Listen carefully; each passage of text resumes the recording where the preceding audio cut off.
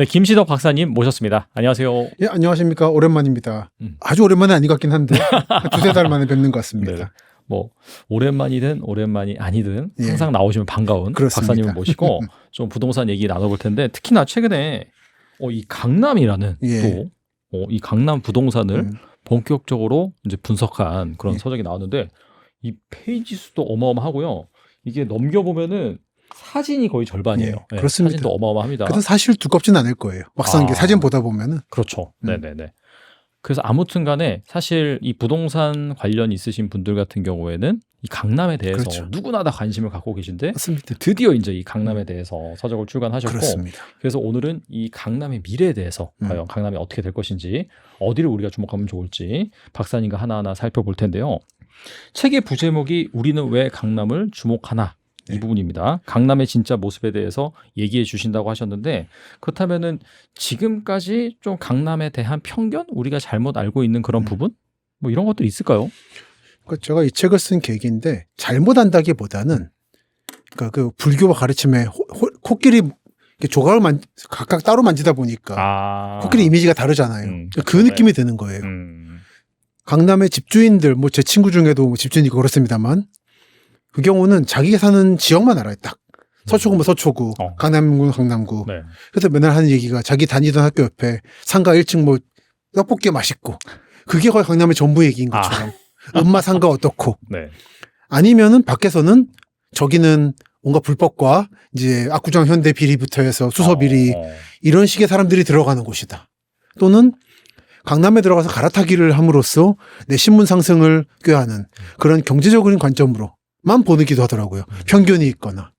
근데 저는 쭉 세입자로서 10대에서 30대까지 한 20, 30년 쭉 살았는데 3구 골고루 아주 어릴 때 서초구 살다가 초등학교 전반기를 잠실에 살고 그리고 다시 초, 중, 고, 대까지 서초구 살다가 다시 유학 갔다 와서는 강남구에 살았어요. 네. 그래서 세입자로 돌다 보니까 집주인이면 모를 것 같은 강남의 전체상이 좀 보이더라고요. 그러니까 강남이 말죽거리 잔혹사부터 해서 뭐 벼락부자, 재벌들의 투자 그런 사람만 있는 게 아니거든요. 이제 다양한 사람이 있고 이 다양한 사람들이 있기 때문에 24시간 불이 꺼지지 않는 강남이 만들어져서 이게 힘인 건데 이 복합도시의 기능을 하고 있는 거죠. 근데 이거를 집주인의 관점으로 보면은 너무 많은 걸 놓치더라고요. 그래서 이거는 이 중간에 극과 극 사이에서 제3자로서 늘 강남을 바라왔던 제가 할 말이 있겠다 싶었죠. 그렇죠. 서울선언이라는 책을 첫 답사책으로 냈는데 그때부터 얘기를 하고 싶었어요. 강남에 대한 한국 사람들의 가장 큰 편견. 아파트만 있고 역사가 없는 곳이다. 근데 뭐 누차 말씀드렸지만 강남은 사실 근본적 문제가 아파트가 부족한 데 있다고 저는 보거든요. 그 지도를 뭐 봅니다만 보면은 아파트 지구라고 묶여있는 전용 지구가 있죠. 압구정 현대라든지 요즘 재건축 한정 활발한 송파구 중부의 송파동 가락동 이런 데들 또는 반포의 잠원동 이런 데가 아파트가 있고 한강 너머로 딱 보이는 게 아파트다 보니까 이미지가 좀 생겼는데 사실 그 뒤는 언덕이 있고 언덕에는 단독과 빌라가 가득합니다. 그래서 그런 것부터 사실은 근본적으로 한국 사람들이 강남을 오해하고 있다. 저는 강남의 뭐 결론 같습니다만 강남의 문제도 그거라고 봐요. 아파트가 너무 적다는 게 문제입니다. 아파트가 많아서 문제가 아니라 공급이 부족하다는 거죠. 사람들이 강남에 아파트 살고 싶어 하는데 재건축 재개발을 하시는 단독이나 빌라 쪽을 해야 되는데 너무 어려우니까 기존의 아파트 지구만 계속 손을 대다 보니까 한정적인 자원을 가지고 돌리는 거죠. 그런데 아시겠지만 공공기관 이전 혁신도시 하면 다 돈이 풀리고 나면 강남으로 오잖아요. 그러니까 수요는 늘어나는데 공급이 부족하니까. 이게 근본적 문제다. 근데 이거 근본적으로 강남이 아파트가 많아서가 아니라 부족한 곳이라는 데는 이해가 없기 때문이다.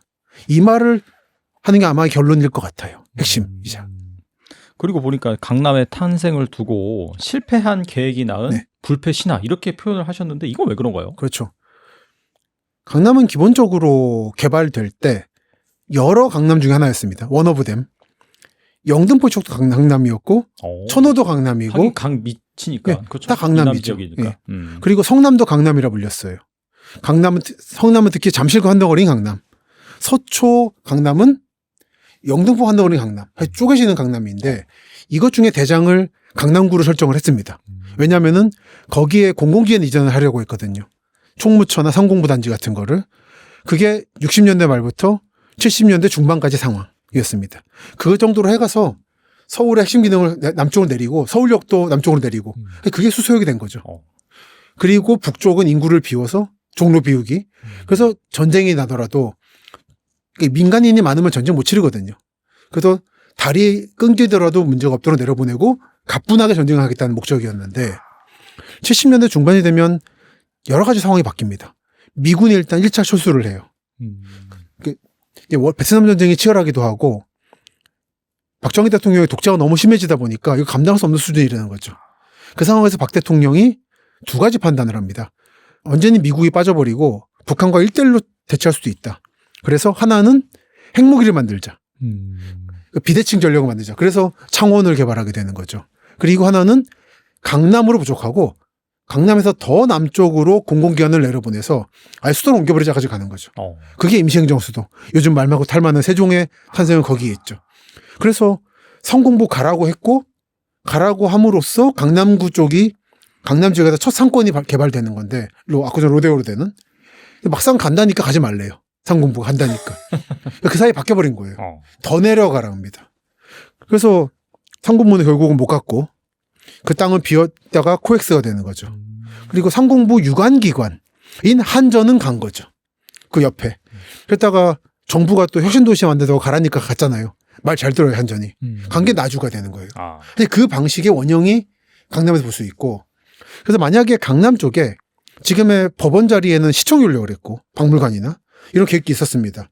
80개 기관 정도를 이전시키려고 그랬는데 그랬으면 그 미래는 아마 과천이나 세종이 됐을 거예요. 가보셨겠습니다만 돈은 전제로 있는데 활력이 없고 그 도시 미래가 예측이 됩니다. 언제 월급이 나오고 연금이 어떻게 되고 그래서 딱 미래가 예측이 돼요. 그게 보여요. 근데 강남은 그게 만들어지다 말고 빠져버리고 나니까 근데 붐은 일어나서 그렇습니다. 부동산 심리니까. 그래서 80년대가 되면 이미 여기는 부자들이 새로운 주거 형태인 아파트를 통해서 부를 축적하는 곳이라는 이미지가 생겼고 서울의 강북의 부자들이 강남구에 모였고 이제 민간의 힘으로 여기까지 끌어올려온 거죠. 정부는 손을 떼버렸고 그 정부 계획이 실패한 땅에서 민간인의 자본주의적 열망이 모여서 이 24시간 불이 꺼지지 않는 강남을 만들어냈다. 그래서 실패가 오히려 성공을 일으키는 거고 아마 1970년대 초의 계획처럼 정부가 기관들을 보냈으면은 아마 생동감 없는 세종이나 과천 같은 도시가 여기 만들어졌을 거예요. 전 그걸 대표적으로 보여주는 데가 서초구 남부라 생각합니다. 법원과 검찰청사가 있는. 네네. 이쪽은 가보면은 좀 너무 무거워요, 분위기가. 삭막하죠. 삭막하고 네. 공무원 원래 그 유명한 게 구청이나 시청 뒤가 밥집이 맛있잖아요. 맞아요. 근데 그런 밥집은 있는데 이 이상의 어떤 생동감 있는 시민들이 왁자지껄 떠드는 그 분위기가 없어요. 딱 가라앉아 있고 맞아요. 진지하고. 근데 이 분위기가 당장 산만 넘으면 강남 고속버스터미널 전국민이 모여들고 그래서 그 힘을 바탕으로 신세계가 2021년에 세계 1등 매출을 올리는. 그러니까 압구정이나 이쪽이 백화점이 잘 나가는 게 아니라 서초동 북부에 백화점이 1등을 했다는 거는 상징성이 있는 거죠. 사람이 전국에서 몰려드는 곳이다. 이런 곳이 지금 강남에 세 군데 있다는 겁니다. 서초구 북부에 강남터미널, 강남구 남부에 수서역, 그리고 송파구 북부에 롯데 환승센터, 그리고 롯데 백화점까지. 이 세 군데 거점이 사실은 강남이 시민들이 만들어낸 어떤 정점 같은 모습을 보여주고 있다. 그리고 강남의 미래, 나아가 한국의 미래도 여기 달려있다라고 보는 거죠. 그리고 최근에 발생한 그런 뭐 싱크홀 그 관련된 질문 하나하나 좀 드려보고 싶은데 지금도 여전히 강남 3구는 수해에 취약하다 좀 그렇죠. 말씀하셨거든요. 올해 여름 장마가 만약에 본격적으로 시작됐다라고 한다면은 침수나 집안 침하 같은 피해 또다시 발생할 가능성이 있을까요? 당장 뭐 강남 3구는 아닙니다만 뭐 준 강남이라 할 수 있는 강동구 명일동에서 싱크홀이 난 거죠. 최근에 또 거기 또 발생했다라고 하더라고요. 신안산선도 그렇고. 네네. 지금 사실은 준 강남 지역들인 건데 광명도 그렇고 특히 요즘에 지하 공사를 너무 많이 했고 게다가 지난 30-40년간 지상이 드러나서 보기 흉한 것들을 다 묻어버렸는데 이게 시효가 돼가고 있는 거죠. 지금 땅 가라앉는 중에 30-40%가 폐관로잖아요. 상하수도. 예, 상하수도. 네. 예. 그러니까 지하화를 한다는 거는 건설도 건설 문제인데 그 뒤에 유지보수가 엄청나게 힘듭니다. 근데 그 결재서를 지금 영수증을 지금 받고 있는 걸 생각해요. 이번에 명일동 싱크홀 같은 경우도 9호선 연장공사라고 있었고 옆에는 세종포천 고속도로의 지하 터널 구간이 있어요. 맞아요. 네. 두 겹친 구간이에요. 그러니까 이거 묻으면 되는 문제가 아니에요. 특히 그나마 강동구는 좀 난데 강남 3구 쪽은 그 남쪽에 우면산이니 대모산 이쪽 말고는 대부분 모래사장이라서 여기를 정말 공사를 잘해야 됩니다. 사실 문제가 꼭 강남만 문제는 아니고 네. 택지지구는 다 이런 문제가 있어요. 대표적으로 제가 가장 송도는 좀 다릅니다. 송도는 처음부터 이게 뻘에다가 공사를 잘했습니다. 국제도시 만든다고. 그래도 문제가 좀 덜해요. 네. 여기가 말고 예를 들어서 가장 심각한 데는 부산입니다. 오늘 강남 얘기가 핵심이긴 하지만 네. 부산에 한동안 몇 년 전에 1가구 1주택으로 집을 투자를 못할 때 지방 부동산이 좀 쇼핑이 유행이었잖아요. 네. 그때 타겟이었던 데 중 하나가 여기 에코델타시티라고 여기죠. 여기가 보면 강이 있잖아요. 원래 30개, 40개 정도의 섬이 있던 거를 하나하나 얼기설기 엮어가지고 지금 땅처럼 보이게 만든 거예요. 여기 땅들이 역사는 1000년도 안 됐습니다. 어떤 지역은. 근데 여기에 지하로 현재 공사하고 있는 게 요즘은 부전마산선이라고 지하로 파다가 바닷물이 들어왔어요. 2000년에 불이 들어와서 아직도 해결을 못했습니다. 5년째. 지금이라도 철교 놓으면 되는데 이 노선 따라가면은 김해 가는 방향을 철교를 놨어요. 그러니까 문제가 없습니다. 근데 여기는 부산 대도시라고 지하화하다가 물 들어가가지고는 여기 싱크홀 났지? 그리고 최근에 뉴스 나왔을 거예요. 사상 하단선이라고 부산에 2년 사이에 열몇 군데 싱크홀 난대. 요 라인입니다. 여기도 보면 모래사장이에요. 그래서 제가 답사를 갔다 왔었는데 가서 두 군데를 보고 왔어요. 싱크홀을요? 예, 싱크홀을. 그러니까 여기 터져서 겨우 메꿨는데 여기 또 터지고. 그러니까 근본적으로 지하화를 하려면 잘하거나 하면 안 되는 건데 애초에.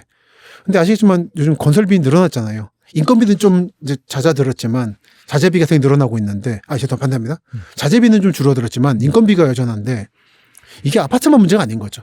토목 전체가 문제인 거죠. 그래서 문제가 점점 심각해지고 있습니다. 철도 같은 거는 예산은 한정되는데 공사비는 점점 늘어나니까. 그래서 지금 영동대로 지하 복합 개발도 사실 문제인 게 지금 신안산성 광명 구간 싱크홀 난 건 아실 겁니다. 보시면은 딱 보면 지도 표시가 하나 있을 거예요. 여기 가보면은 교통 차단 가지 말라고. 여기 어디 있냐? 여기 있다. 여기 있다. 표시돼 있죠. 네, 여기. 표시돼 있네요. 네. 네. 여기 지금 가라앉은 거거든요. 근데 이게 되게 중요한 문제인데 신안산선이라고 아실 겁니다. 여의도부터 안산과 시흥 가는 거. 나아가서 화성 향남이나 아마 평택 포승까지 갈 건데 그게 시흥 가는 거랑 안산 가는 게 갈라지는 지점이에요, 여기가. 이 갈라지는 지점이 무너져 있는 바람에 이 공사가 안 그래도 늦어지고 있는데 얼마나 더 걸릴지 모르겠어요. 그러게요. 네. 그런데 이제 문제가 뭐냐면 이걸 예측했었습니다. 감사원이 23년 1월에. 예, 이거 조심해라라고. 근데 그 같은 보고서에서 뭘 지적했냐면은 이 핵심 지역, 삼성역, 영동도로 지하 복합 개발. 이것도 위험하다고. 뭐냐면은 제가 이건 방송에서 여러 번 말씀드렸습니다만 네. 물이 많이 올 거 아니에요. 이 역 자체는 어느 정도 방수시설이 있어요. 근데 보면 출입구들이 빌딩에 연결돼 있잖아요, 주변에. 그렇죠. 그 계산을 빼먹었다는 거예요. 그 여기 자체도 모래사장이거든요. 원래 이게 한강의 본류여가지고. 그런 데다가 지하화를 하는데 워낙 공사비도 많이 들어서 계속 이제 입찰이 실패하다가 겨우 현대건설을 맡고 있습니다만 여기는 지금 예상이 원래 25년까지 GTX A씨가 선다고 했다가 지금은 28년쯤에는 무정차 통과하고 30년쯤에는 정차할 거라고 얘기를 하고 있는데 아마 그런 거 감안하면 더 늦어질 위험이 있고 아마 자체도 여름에는 상당히 조심할 필요가 있을 거다. 저는 강북의 얘기입니다만 고려대 다닐 때 6호선 공사라고 있었어요. 그 단참 지하철 6호선. 당장이라도 완공될 줄 알았는데 여름에 장마에 물이 넘쳐버려가지고 공사 몇 년 지연돼서 이거 대학원 졸업할 때쯤에 개통하더라고요. 그러니까 이거는 일단은 여러분의 미래 문제죠. 여기 언제 개통하냐는 문제. 최대한 보수적으로 보시라. 아니, 그 정부나 특히 정치인들이 발표하는 거 믿지 마시라. 네. 그거보다 몇 년 더 걸려요, 기본적으로. 요즘에 점점 공사비가 올라서. 네. 그리고 강남역 침수 문제나 그때 22년도에도 강남역 라인하고 그리고 이수역 사당역 라인이 물에 잠겼잖아요. 물에 잠기는 것만이 문제가 아니라 맨홀 뚜껑이 열리거든요. 그러면 빨려 들어가요. 큰일 날 수도 있겠네요. 진짜. 큰일 나요. 그렇게 해서 사망자가 종종 납니다. 세계적으로. 그래서 물이 찰박찰박 해가지고 무릎까지 오면 피해야 돼요. 빨리 집에 가려고 뭐 타는 게 문제가 아니라 그 언덕 위에 있는 호텔을 잡아야 됩니다. 여관이든. 그러니까 이건 예측이 충분히 가능한 재난입니다. 저 강남구에 어디에 답사를 했었는데 얼마 전에. 그래서 이런 문제가 있다 보니까 물을 이제 담을 수 있는 저수지, 유수지를 만들려고 했어요. 근데 모 아파트에서, 여기 아닙니다. 제가 그냥 안 찍을게요. 네. 모 아파트에서 그거 생기면은 재건축할 때 방해된다고 그 항의하는 플래카드가 있더라고요. 그 책에는 사진 실어놨습니다. 네네. 그런 식으로 하니까 지금 핵심이 강남구가 제일 취약한데 그런 부분에서 강남구를 못 만들게 해요. 그러니까 이건 계속 가는 겁니다. 그러니까 강남 개발할 때 개발 당사자의 증언을 보니까 가장 후회하는 게 뭐냐면 언덕을 못 깎은 게 후회된다고. 좀 평평하게 만들어서 네. 배수 잘 하고 했으면 좋았는데 너무 막 밀어쳤다고. 빨리 지금 강남으로 내려보내야 되기 때문에. 네네.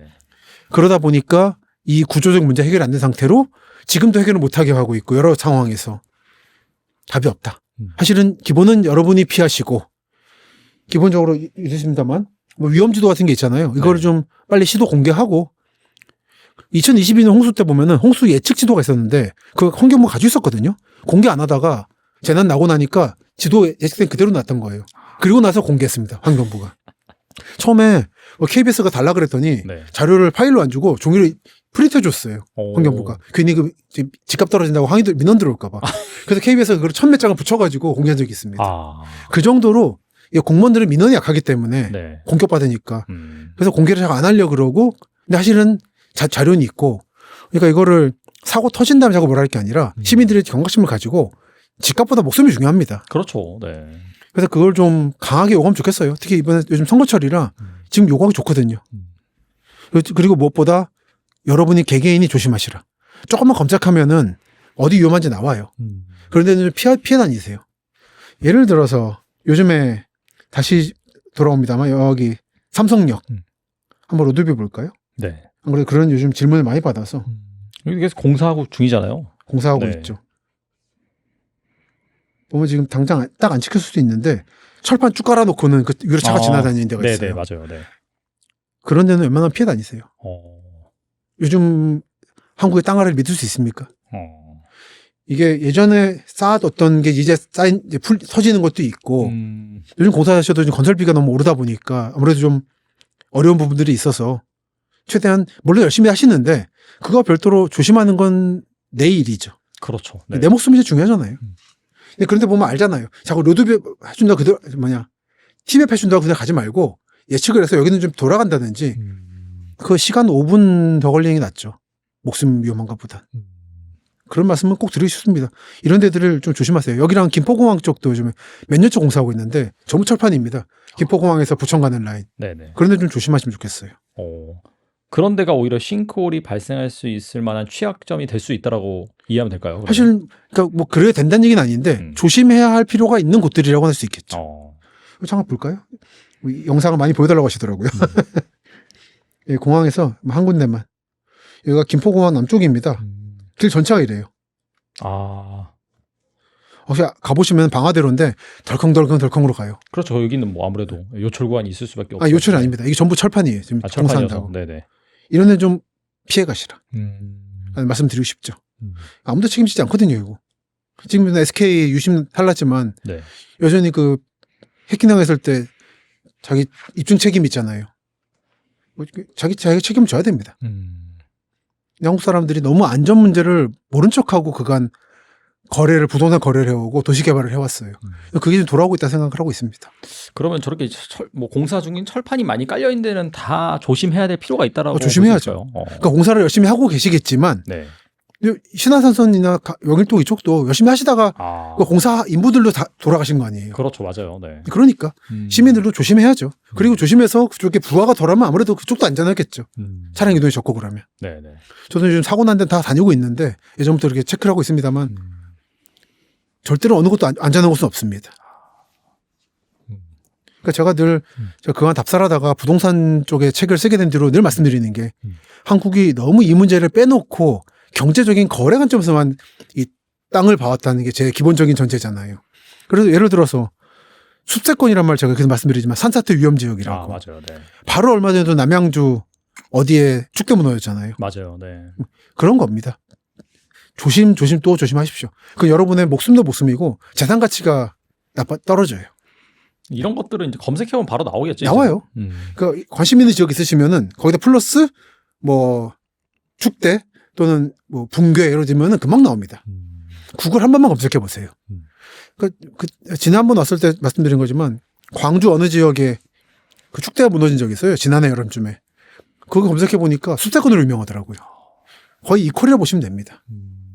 그 성남 어디에는 축대로 유명한 아파트도 하나 있죠. 5층까지 붙어 있어가지고. 네. 참 사람들이 무모하게 짓는다 싶은 거죠. 그러니까 건설업 이게 하셔는 이게 선분양제의 폐해라 생각하는데 지어놓고 책임을 안 져도 되니까 이게 후분양이 되면은 상품이니까 끝까지 팔아야 된다는 의무가 생겨서 좀 더 신경 쓸 텐데 손 털어버린다는 느낌을 많이 받아요. 그러니까 후분양제 문제점을 지적하시는 분들 계시지만 저는 결국은 이것도 자본주의적으로 집도 상품으로서 인식하고 철저하게 마지막까지 애프터 서비스 한다는 개념이 좀 건설업체나 정부에도 좀 더 인베디드 되면 좋겠습니다. 안녕하세요, 여러분. 광순의 복덕방과 함께 하는 어떻게 투자해야 하는가 세 번째 시간입니다. 여러분 이제 세 번째인데요. 첫 번째, 두 번째에 제가 투자에 대해서 일반적인 사항을 말씀드렸고요. 오늘은 부동산에 대해서 좀 말씀드리는 시간을 갖도록 하겠습니다. 여러분들은 부동산을 어떻게 생각하세요? 부동산을 여러 가지 측면에서 이제 말씀드릴 수 있는데 저희가 두 번째 시간에서 저희가 이야기를 좀 나눴는데 부동산은 독특한 특성을 갖고 있다. 뭐냐면 사용 가치가 있는 반면에 또 투자 가치가 있는 거의 유일한 자산이다라는 말씀을 드렸어요. 그러다 보니까 많은 분들이 부동산이라는 자산을 접근할 때 조금 혼동스러운 부분이 있는 거죠. 이거를 내가 거주해야 되는 부동산으로 봐야 되나? 혹은 이거를 내가 투자하는 자산으로 봐야 되느냐? 혼동이 좀 됩니다. 왜냐하면 그 자산이 갖고 있는 부동산이 갖고 있는 독특한 특성 때문이요. 근데 우리는 부동산을 어떻게 봐야 될까요? 그 말씀을 사실은 오늘 좀 드리고 싶은 거예요. 최근에 강남을 중심으로 해서 다시 아파트 가격이 굉장히 많이 오르고 있잖아요. 근데 그 이면을 좀 살펴보면 대출이 증가하면서 수요가 굉장히 많이 몰리고 있습니다. 근데 그 중에서도 어떤 수요가 있냐면 생애 최초 대출이라고 그래서 후순위 대출을 합니다. 그러니까 이게 무슨 얘기냐면 일반적으로 아파트를 투자한다고 하면 전세를 끼고 하는 갭 투자를 하지 않습니까? 그럼 예를 들어서 평균적으로 10억 원짜리 아파트를 살 때 그 안에 5억 원에 이미 임차인이 거주하고 있으면 내 돈 5억 원 들여서 쉽게 말해서 갭 투자를 하는 거죠. 근데 그동안은 예를 들어서 은행에서 그 전세가 있으면 대출을 해주지 않았어요. 그렇죠. 당연하죠. 왜냐하면 전세권자가 있기 때문에 은행은 그러면 후순위가 되지 않습니까? 그렇기 때문에 뭔가 그러니까 채권에 대한 그러니까 불안감이 있기 때문에 막 대출을 공격적으로 해주지 않았단 말이죠. 그런데 최근에 어떤 대출이 있냐면 생애 최초 대출 후순위 대출이라고 그래서 10억 원짜리 아파트를 사는데 그 안에 5억 원이 전세가 있습니다. 그런데 거기다 대고 또 3억 원에 대출을 해주는 거예요. LTV 80%만큼. 그래서 10억 원이 있으면 80% 대출이 가능하니까 8억 원을 대출해 줄 수 있는데 그중에서 5억 원이 이미 전세가 있으니까 3억 원을 추가적으로 후순위로 전세권 설정 다음에 후순위로 대출해 주는 그런 대출을 통해서 집을 사는 분들이 굉장히 많아지고 있는 겁니다. 그런 수요가 증가하면서 집값이 다시 오르고 있고 아파트 가격이 상승하고 있는 거죠. 여러분 근데 한번 저희가 진지하게 한번 반문을 좀 해볼까요? 왜 그런 투자를 할까요? 그러니까 부동산을 투자하는 겁니다. 그러니까 자기가 거주를 하는데 갭 투자를 갭을 끼고 사지 않지 않습니까? 그러면 투자자라고 보고 왜 부동산에 그 투자를 할까요? 그러니까 왜 이렇게 무리하게 예를 들어서 전세권을 5억 원이 들어가 있고 그 안에 또 3억 원을 추가 대출해서 내 돈 2억 원 들여서 10억 원짜리 아파트를 사고 있는데 왜 그런 투자를 할까요? 그건 뭐냐면 집값이 오른다고 확신하기 때문입니다. 그렇죠. 그렇기 때문에 예를 들어서 빨리 투자해야 되고 그리고 레버리지를 많이 쓸수록 그게 전세금이든 아니면 뭐 대출이든 레버리지를 최대한 많이 써서 투자하는 게 일종의 투자 수익률이 높다고 판단하겠죠. 근데 이런 투자의 기본적으로 전제는 뭐냐면 집값은 무조건 오를 거야 라고 생각하기 때문에 이런 투자가 이루어지고 있다는 거죠. 근데 여러분, 투자를 잘 하고 있는 걸까요? 저희가 좀 생각해 볼 측면이 있다는 거죠. 그래서 오늘은 그런 답을 한번 찾아보려고 합니다. 과연 부동산을 투자로 바라볼 때, 그러니까 여기서 제가 얘기하고 싶은 건 그런 게 아니에요. 뭐 거주하는데 어떤 부동산이 좋다, 뭐 인테리어는 이렇게 하자, 아니면 어디 위치가 좋다, 이런 건 다 거주 관점에서 부동산을 보는 거죠. 그런데 부동산을 투자 관점으로 보면 차원에서 더 중요한 게 무엇이고, 그리고 우리는 어떻게 부동산을 투자해야 될 건가, 이 말씀을 사실 오늘 드리고 싶다는 겁니다. 무작정 대출을 많이 해서 레버리지를 많이 일으켜서 투자하는 게 부동산 투자에서 가장 중요한 건가? 요즘 엄청나게 뭐 강의가 많다고 해요. 무슨 강의냐면 대출을 어떻게 일으키는지 강의. 근데 그게 본질입니까? 예를 들어서 투자를 하는데 대출을 많이 해주면 그냥 무작정 사면 돈을 벌 수 있냐고요. 쉽게 말해서.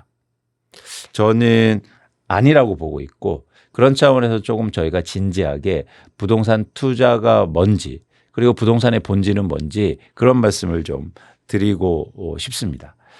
그런 차원에서 최근에 굉장히 핫한 세종시로 좀 가보고 싶은데요. 같이 한번 보실까요? 최근에 세종시 아파트 가격이 급등하고 있다고 합니다. 그러니까 최근의 기사들인데 한번 볼까요?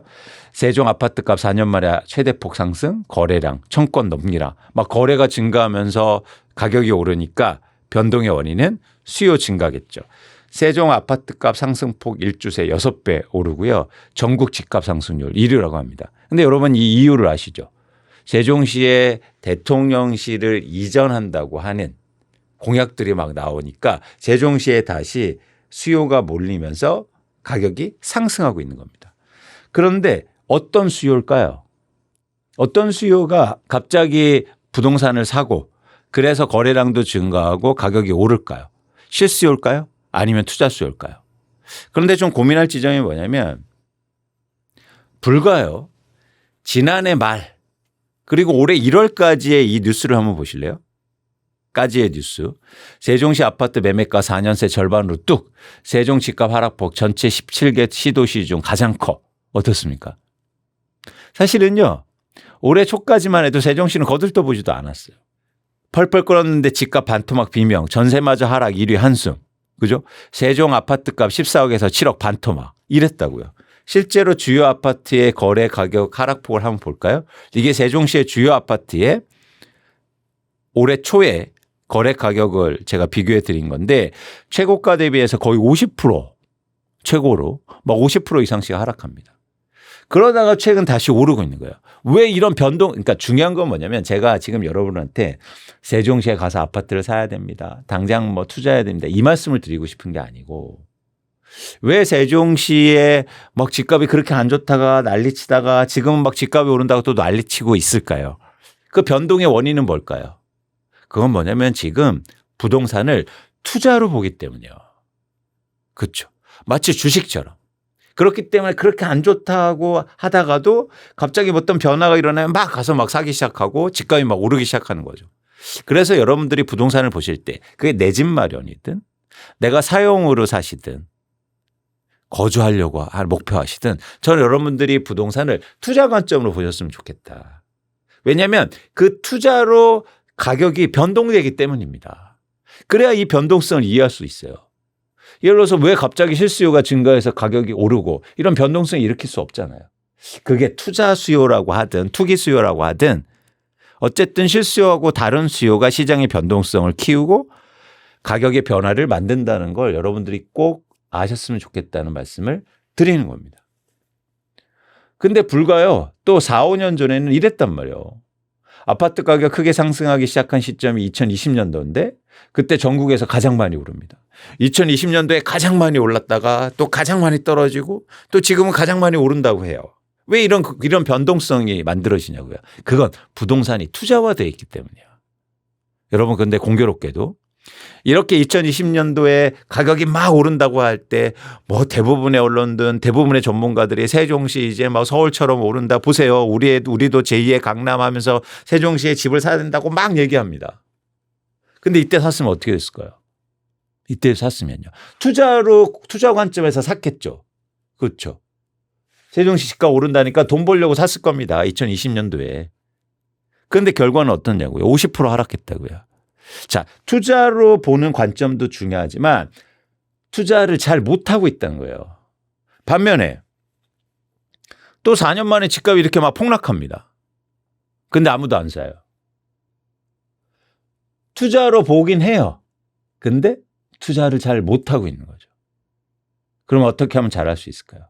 일단 전제하는 게 부동산 시장은 투자로 움직이고 있고 그래서 투자로 변화한다는 걸 이해하셔야 된다. 또 두 번째는 뭐냐면 그렇다면 어떻게 투자라는 걸 이해하고 부동산 투자를 잘할 수 있는 거에 대해서 고민을 하셔야 된다는 거죠. 그래서 그런 차원에서 여러분들이 이런 부동산 시장의 본질, 지금 왜 이렇게 가격의 변동성이 크고 그래서 아까도 제가 서두에 말씀드렸듯이 투자로 지금 부동산을 막 삽니다. 서울의 강남 아파트를 막 사요. 근데 잘하고 있냐고요. 갑자기 뭐 하루 만에 1, 2억 오른다고 해서 호가가 오르고 그러면 잘했다고 생각하겠죠. 그런데 부동산이 본질이 여러분 주식처럼 하루 오른다고 해서 팔 수 있는 자산이 아니지 않습니까? 긴 흐름으로 접근하고 최소한 부동산 투자를 5년, 6년, 7년간 해야 되는데 그 변화 동안 만약에 이 세종시처럼 지금 이렇게 펄펄 끓는다고 하지만 4, 5년 후에 이렇게 반토막이 나면 어떻게 될 거냐는 거죠. 그래서 다시 한번 강조하지만 부동산을 투자 관점으로 바라보는 거 첫 번째. 두 번째는 그렇다면 부동산 투자를 어떻게 잘할 수 있느냐 이런 고민들을 여러분들이 해볼 필요가 있다는 말씀입니다. 이건 비단 대한민국의 우리나라의 모습뿐만 아니에요. 대한민국은 뭐 집에 대한 사랑이 너무 해요. 뭐 돈을 벌면 뭐 내 집 마련 갖고 싶어 해요. 한국의 부동산은 독특해요. 이런 말씀 많이 하시죠. 아니요. 전 세계가 똑같아요. 부동산을 투자로 보고 있다고요. 그런 차원에서 미국으로 한번 가볼까요? 보세요. 미국의 플로리다로 한번 가보겠습니다. 플로리다는 이렇게 막 살기 좋은 곳이에요. 사진처럼. 미국 사람들이 은퇴해서 또는 가장 살고 싶은 지역으로 플로리다를 꼽습니다. 그건 뭐냐면 이유는 뭐냐면 기후가 너무 좋고 그렇죠? 휴양 도시잖아요. 그래서 돈만 있으면 난 플로리다로 갈 거야. 그래서 여론조사하면 설문조사하면 1위로 꼽힌다고요. 그리고 또 하나 좋은 점이 있어요. 또 뭐냐면 플로리다가 상속세가 없습니다. 그래서 이 밑에 보시는 그림처럼 여러분 요 작은 그림이지만 이 제프 베조스 그죠? 아마존을 창립한 제프 베조스가 3년 전에 자기가 기업을 잃고 이런 시애틀에서 플로리다로 이주합니다. 배신을 때린 거죠. 근데 왜 그랬을까요? 세금이 없고 살기 좋은 곳이니까. 그래서 이렇게 제프 베조스로 가서 대저택을 이렇게 세 군데나 막 샀다고 해요. 엄청나게 좋은 집들이죠. 그렇죠? 기후도 좋고 살기 좋고 심지어 세금도 없으면 어떻게 될까요? 그러면 집을 살고 싶은 집을 막 살려는 사람 그 지역에서 거주하는 사람들 집을 막 이렇게 제프 베조스처럼 사겠죠. 그래서 인구 이동이 막 일어납니다. 그래서 이거 한번 보세요.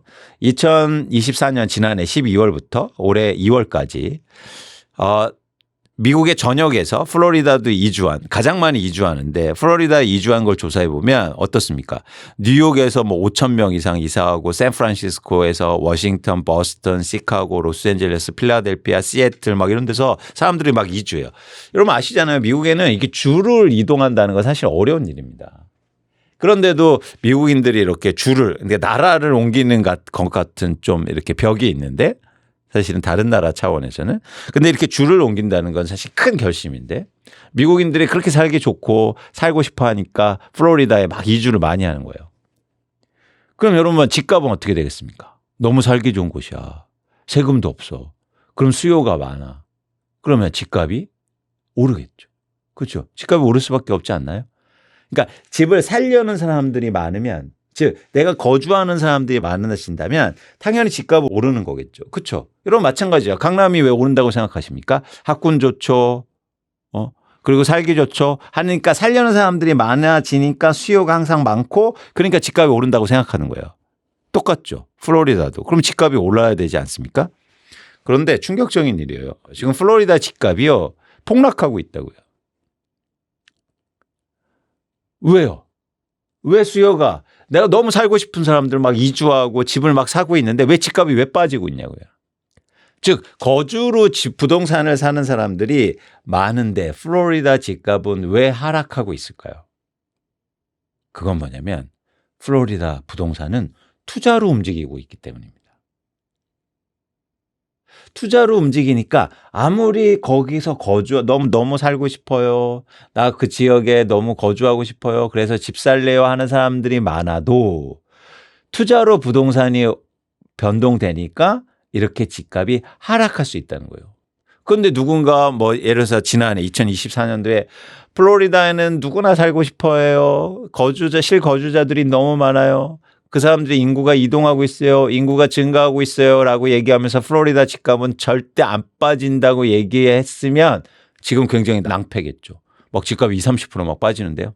제가 다시 한번 강조하고 싶은 건 뭐냐면 대한민국뿐만 아니라 미국 전 세계 어느 지역도 부동산이 투자화돼 있다. 투자 자산화돼 있다라는 걸 여러분들이 꼭 인지하실 필요가 있습니다. 그러니까 플로리다 집값이 빠지는 거예요. 그렇다면 신안산선의 미래는 어떻게 될 걸로 보시는지 원래 그 안산선 연결됨으로 인해서 부각받는 지역이 있었잖아요. 그렇죠. 네. 신안산선이 여의도부터 해서 영등포 구로 지나고 광명 지나고 시흥 안산 지나고 더 나아가서 화성 서부의 향남까지는 아마 오는 게 확정인 거고 더 나아가면 평택까지 안중까지는 올 거로 예상이 됩니다. 이거는 철도 쪽에서 하는 얘기인데 네. 이렇게 되면 안중부터 여기부터 대략 여의도까지 대략 거리가 60km입니다만 아마 1시간 안 걸릴 거예요. 지금 4호선 타고 오이도부터 쭉 오는 시간은 비슷한 시간 정도로 그보다 좀 더 짧은 속도로 올게 될 거라 이렇게 되면은 그간 경기 동남부에 비해서 주목을 덜 받은 지역이거든요. 네. 이 화성 서부나 평택 서부 그리고 안산 자체의 상권은 존재하는데 또 거래는 존재하는데 이게 밖으로 뻗어나가지 못해요. 부동산 네. 재개발 이런 것도 좀 활발한데 아마 소문 잘 못 들어보셨을 거예요. 여기서만 돌거든요. 또는 시흥은 제가 개인적으로 지금 제 상황에서 조금만 더 열심히 해서 돈을 모았을 때 구입할 만한 곳으로서 보는 데가 저는 시흥 중부인데 시흥 시청이 있고 한데 여기가 네. 뭐 여러 가지로 나쁘지 않습니다. 뭐 강남 가시면 강남 건축 좋지만 이런 것들이 연결되기 때문에 아마 상당히 미래는 밝아요. 여의도까지 오기 때문에. 다만 말씀드린 것처럼 여기 와야 되는 노선이 갈라지는 구간이 바로 여기인데 네. 바로 거기서 사고가 났고 그리고 이게 차량기지 그러니까 열차의 집이 여기 시화호의 남쪽인데 이 북쪽에 아직도 다리가 연결이 안 됐어요. 집에 갈 길이 없는 거예요. 그래서 여러 가지로 이거 지금 원래 29년까지 완공한다고 했다가 26년 12월로 당겨졌다가 26년 3월로 당겨졌는데 그건 뭔 얘기냐면 지방선거가 3월이에요. 아. 그러니까 선거 맞춰서 지금 어떻게든지 하겠다는 건데 맞아요. 뭐 그거는 뭐 늦어질 겁니다. 아. 어쨌든 30년대까지는 되면 좋겠어요. 이게 돼야 지금 신세계하고 파라마운트가 여기 짓는다고 하는 게 그 국제 테마파크거든요. 그래서 수도권 사람들이 가기도 좋을 거고 여러 가지로 돼야 합니다. 그리고 될 거고 네. 지금 되면 좋겠고 하는 노선이 몇 개 있는데 하나가 대장 홍대선 그 부천 대장 신도시에서 홍대 가가지고 고양까지 가는 라인이 지금 구상 중이에요. 이건 될 거고 되면 대단히 중요할 겁니다. 네. 그리고 하나가 신안산선 그리고 위례 과천선 그리고 위례 신도시 분들이 기다리시는 위례 신사선은 조금 전망이 좀 안 보인다. 해야 한다 안 하나 문제가 아니라 좀 난맥상이 보인다라는 말씀을 드리고 싶네요.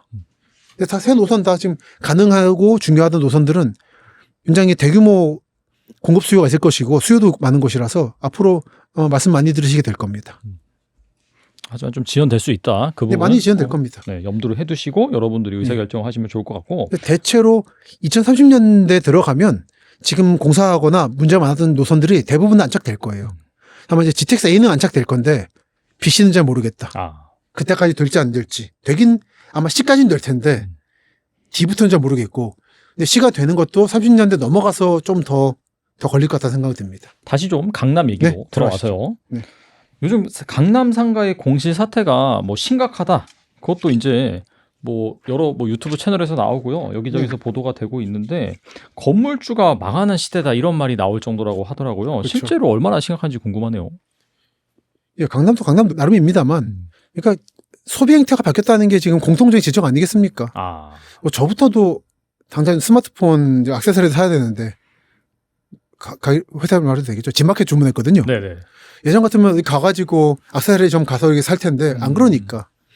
근데 예전부터 그러지 않았나요? 1층은 붐비는데 2, 3, 4층은 비어있는 상황. 그래서 이거는 예전 같은 방식으로 사람들이 오프라인 쇼핑한다는 전제하에서 도시계획하는 것부터 지금 바꿔야 되고 그 지산이나 또는 수상복합의 상가층을 너무 넓게 만드는 방식이 문제라는 거를 시민들이 알고 있다는 거를 건설업체가 알아버렸잖아요. LH나. 아니 그걸 넓게 넓혀가지고 수익을 뽑아내는 거였는데 너무나 많은 그 수부장자들이 피해를 입으니까. 네. 요즘에 이제 그 계획을 바꾼다는 얘기도 나오긴 하더라고요. 그리고 이거 요즘에 일본 쪽, 제가 원래 전공이 일본이다 보니까 질문을 많이 받아서 네. 일본 공부를 많이 하고 있는데 일본도 마찬가지입니다. 역시나 소비 행태가 바뀌어버려서 그래요. 그래서 일본의 그 메가 빌딩들, 뭐 롯본길스를 비롯해서 뭐 모리 빌딩 이런 거 보고 있으면은 이제 그런 잘 나가는 곳들 상관이 없는데 약간 외곽에 만들어진 곳들 똑같이 마찬가지 미분양 문제가 있어요. 특히 상가들. 근데 이런 데들은 결국은 병원이나 미용실이 안착되더라고요. 그리고 학원. 이 세 개는 사람들이 알아서 찾아오니까 그리고 뭐 꾸준히 오니까 그게 아닌 다른 조금 더 일회적인 업체들 예를 들어 한불 꺾였죠. 탕후루나 요거트 뭐뭐 이런 것들이 들어가기에는 좀 앞으로 고민할 필요가 있다. 그거는 점주하실 분들도 주의하셔서 예전처럼 들어가면 되는 게 아니라는 거. 그리고 수분양자 분들도 그거는 좀 조심하셔서 1가구 1주택 때 어쩔 수 없이 좀 그쪽으로 몰린 게 있는데 앞으로는 그렇더라도 차라리 돈을 좀 묵힌 한이 있어도 조심하시라는 말을 드리고 싶네요. 몇 년 전에 그 1가구 1주택의 폐해들 그 수파키형 생수 수파시설이라든지 이런 게 폐해를 지금까지도 지금 꼬리를 끌고 있는 거를 보고 있기 때문에 정부 다니면서 평택 같은 데도 큰일입니다. 삼성 반도체 주변에 지산들 여전히 공실 많고 고향도 그렇고 하남도 그렇고 지방도 마찬가지고요. 이거는 정부가 책임져 주지 않아요. 도시계획 한 분들도 책임지지 않기 때문에 건물주가 망하는 시대 모든 건물주는 그런 건 아니겠죠. 그러니까 업소를 잘 골라야 되겠죠. 그러니까 그냥 빌딩을 지으면 사람들이 알아서 오겠지가 아니라 본인들이 잘 모셔와야 되는 시대인 거죠. 그렇죠. 네. 그러니까 일본 이미 그 자리에 넘어갔습니다. 그러니까 입점할 분들을 모셔오는 시대, 들어와 주십사 하는 시대. 그런 걸 잘하는 건물주들은 살아남을 겁니다. 무조건 강남 건물 지었으니까 될 거는 아니다. 그런 말씀을 드릴 수 있을 것 같습니다. 그리고 책에서 제2의 강남은 없다라고 못 박으셨는데 그렇다면 강남 집값을 뛰어넘은 곳은 나오지 않는다. 강남 집값은 앞으로도 상승할 것이다. 이렇게 보시는 건가요? 그러면? 예, 강남 아파트는 공급 부족이기 때문에 우상향 그리는 거고 여긴 이미 일반적 아파트와는 달리 부촌의 아파트 시장이기 때문에 일반적인 아파트 시장이 미분양이 빠지거나 불황이더라도 여기는 아무리 저는 어렵지만 돈 있는 분들은 언제나 있으시더라고요. 현금이. 항상 있죠. 네. 그 예를 들어 흑석 같은데 분양 나오면 그냥 현금으로 다 하잖아요. 사람들. 상속 받아가지고. 네. 참 딴 세상을 사는 것 같은데 그런 분들은 사는 겁니다. 그러니까 여기는 다른 시장이 돼버린 거죠. 늘 강조하지만 근데 경제지 이런 분들은 강남 상구 아파트 값하고 나머지 서울은 분리해서 말하는 게 좋을 것 같다는 생각을 해요. 그리고 이거는 강남이 서울의 1극 나아가 전국의 1극이 돼버렸기 때문인 거고 아마 이제 대선이 중요한 게 아니라 대선 끝나고 나가 중요한데 지선까지 지금 세종 문제하고 공공기관 2차 이전 문제가 나올 겁니다. 지선까지. 이때 상당한 돈이 지방에 풀릴 거고 그 돈의 상당수는 틀림없이 강남으로 오게 될 거예요. 그러니까 강남 집값은 계속해서 오를 거라는 예상합니다. 우상향으로. 그리고 강남이라는 게 부촌으로 확립된 과정은 대단히 우연적이고 역사의 우연인 것이고 풍수적인 무슨 운명이 아니에요. 그렇기 때문에 그래 한번 고착됐기 때문에 이게 반복될 가능성은 없다고 봅니다. 박 대통령이 살아 있었으면은 세종이 그래 됐을 수 있는데 암살됐고 그 뒤에 몇십 년간 멈춰 있다가 노무현 대통령과 박근혜 당대표가 한 거지만 그 뒤로도 또 엎치락 뒤치락 하다 보니까 계획이 다 많이 망가져 버렸어요. 그래서 세종은 예를 들어 강남을 대체하지 못한다. 그리고 이를 한번 고착된 부촌은 전쟁이 나거나 국가가 바뀌지 않는 한 안 맞아요. 움직인다. 그래서 제2강남은 없다. 다만 늘 말씀드리다시피 강남에 버금가는 지역들은 나타나고 있는데 그걸 저는 확장 강남이라 부른다. 제 강남 4구인 분당, 강남 5구인 판교, 그리고 6979가 쭉 있죠. 뭐 광교라든지 쭉쭉쭉. 그러니까 꼭 서울에서만 사는 게 아니라 난 죽어도 서울에 집을 사야겠다. 그러면 서울에 사는 겁니다. 그런데 어떤 경기도는 서울보다 비싸거나 더 환경이 좋기도 해요. 수원의 동부부터 해서 쭉 내려가서 평택 지제를 거쳐서 천안 아산 신도시 걸쳐 있는, 그리고 오송, 오창, 청주의 북부 지역, 테크노폴리스까지 확장 강남이라 부르는 지역들은 하나하나가 제2의 강남의 후보들인 거죠. 강남을 대체는 못하겠지만 강남과 함께 시너지를 일으킬 확장 강남이다. 근데 이런 지역들은 늘 말씀드리지만 가보세요. 이게 예전관념을 가지고 거기 그냥 뭐 시골이고 경기도고 뭐 용인 기흥인지 모르겠고 처인 농촌지대인데 어쩌란 말이냐 하면은 미래를 못 보는 겁니다. 강남 개발적으로 상암도 그렇습니다. 조금만 상상력을 가지고 모래바람 부는 황량한 데가 미래에 바뀌어요. 한국은. 그게 지금 경기 동남부 쪽의 확장 강남이라는 거죠. 방금 말씀하신 것처럼 뭐 분동이라든지 뭐 평택 지제 뭐 이런 데가 이제 강남까지 2, 30분 내로 갈 수 있는 뭐 지제는 좀 아닙니다만 좀 멀긴 하니까요. 네. 그런 지역이라고 이제 볼 수가 있는 거고, 그렇다면 약간 그런 지역들 중에서 지금 주목하면 가장 좋을 만한 곳이 어딜까요? 그러니까 여러분의 재정 사정에 달린 것 같습니다. 재정 사정이 훌륭하면 정말 강남 들어오시는 거고. 네. 그러니까 꼭 이제 아파트를 보는 것만은 아닌 거죠. 사실 저는 빌라 같은 경우도 거주지로서 지역을 잘 고르면은 좋다 생각합니다. 특히 요즘에 빌라의 입지 조건에 대해서 생각을 좀 많이 하고 있는데, 예를 들어서 한 가지 사례인데, 가톨릭 성당이 있는 주변의 빌라촌은 조용해요. 깨끗하고. 그런 분위기가 좀 미묘하게 있습니다. 또는 학원가가 많은 아파트 지구 주변의 빌라촌들은 괜찮아요. 근데 이런 데들로 타겟이 되는 거죠. 그러니까 일괄적으로 말씀드릴 수가 없다. 주목할 지역은 여러분의 사정과 자기 지리감각 있잖아요. 난 여기엔 잘 안다. 여긴 모른다. 그에 따라서 대단히 퍼스널하게 달라질 것이다. 그러니까 확장강남을 전체적으로 다녀 보시면서 일단 좀 익히시라. 분위기를. 그런 말씀을 드리고 싶고, 다니시다 보면 여긴 좀 편하고 내가 왠지 알 것 같다. 왠지 끌린다라는 게 생깁니다. 근데 그런 지역에 한번 거주하시거나 하는 건 고려해 보시면 좋겠고, 다만 그런 말이 있더라고요. 부동산적으로 성공하려면, 저는 뭐 그 길을 안 갈 것 같긴 합니다만, 그러려면 자기 살고 있는 지역을 사랑하면 안 된다고. 그러니까 너무 애착하지 마시고, 여기는 그래도 쾌적하다 하다가 또 뛴 데서 또 가시고, 그렇게 하면서 꼭 아파트 갈아타기나 갭 투자는 아니지만 자기의 살기도 좋고 사기도 좋은 곳이 그렇게 과정에서 발견되지 않을까라는 말씀을 드리고 싶습니다. 근데 플로리다 집값이 왜 빠지는지 조금 더 그 안에 들어가 보면, 이게 팬데믹 이후로 미국의 부동산 가격 상승률을 그려드리는 지표인데, 잘 보세요. 그러니까 쉽게 말해서 2020년부터 2023년까지 집값 상승률이 높았던 지역이 이렇게 음영이 진하게 지어져 있는 쪽이 집값이 많이 올랐다는 지역입니다. 근데 잘 보세요. 어디가 많이 올랐습니까? 예를 들어서 플로리다 요 지역, 이렇게 여기 우리나라처럼 생긴 요 플로리다 지역이 집값이 가장 많이 올랐다는 거예요. 집값이 많이 오르니까 어떤 현상이 벌어지냐면, 보세요. 이건 플로리다 하우징 디맨드인데, 집값이 오르니까 수요가 줄기 시작해요. 거래가 잘 안 됩니다. 왜냐하면 투자하는 사람들이 줄기 시작해요. 쉽게 말해서 집값이 많이 오르니까 거기서 이제 돈 벌기 어렵겠네라고 하면서 투자하는 사람들이 준다고요. 그건 불가피한 변화예요. 여러분. 어떤 투자 자산도 같은 현상을 보입니다. 계속 가격이 오를 수 없다고요. 왜? 가격이 오르면 이제 뭔가 의심하는 사람들이 생기고 수요가 줄기 때문이에요. 그 관점은 뭐냐면, 내가 실거주하고 실사용하는 입장에서는 사실 그러지 않을 수도 있죠. 그런데 투자로 보니까 쉽게 말해서 가격이 오르면 이거 돈 많이 벌겠나? 이렇게 의심하는 사람들이 생겨요. 그래서 미국의 지금 예를 들어서 매그니피아, 세븐 이런 주식도 가격이 오르니까 사람들이 의심하는 거기 때문에 회사가 나빠지는 게 아니잖아요. 가격이 오르니까 당연히 수요가 줄면서 변동성이 커진 거라고요. 투자 자산의 속성입니다. 그런데 누군가 매그니피션트 세븐, 예를 들어서 엔비디아가 회사가 너무 좋기 때문에 주가는 계속 오르고 수요는 있다고 얘기하면 여러분 믿으실 겁니까? 아니잖아요. 다르잖아요. 그거. 좋은 회사와 좋은 주식은 다르잖아요. 마찬가지입니다. 좋은 지역과 그리고 부동산으로 좋은 투자처는 다를 수 있다는 거예요. 그래서 플로리다도 가격이 오르니까 일단 첫 번째 변화는 수요가 줄기 시작합니다. 그래서 거래량이 줄고 대신 한두 건이 거래되면서 한국처럼 마찬가지로 뭐 최고가 찍었다 이럴 수 있었겠죠. 2023년도에.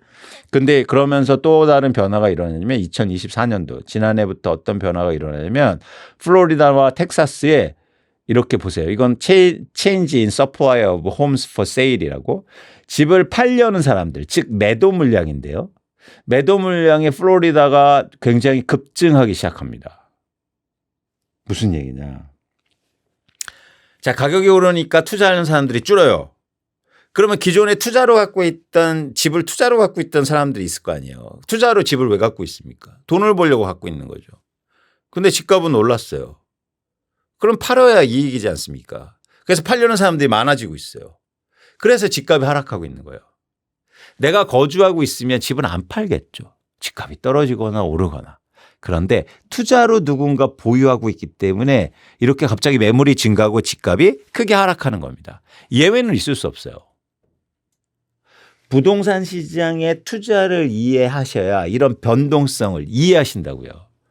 근데 자꾸 부동산을 거주로 생각하고 좋은 지역으로 얘기하면 이런 변동성이 이해가 안 돼요. 왜 집값이 빠지냐고요. 그래서 강남 불패라는 얘기를 계속 하는 거예요. 아닙니다. 강남 불패 아니에요. 네. 플로리다 불패? 미국에선 그랬겠죠. 플로리다 불패라고. 아닙니다. 변동성이 일어나잖아요. 네.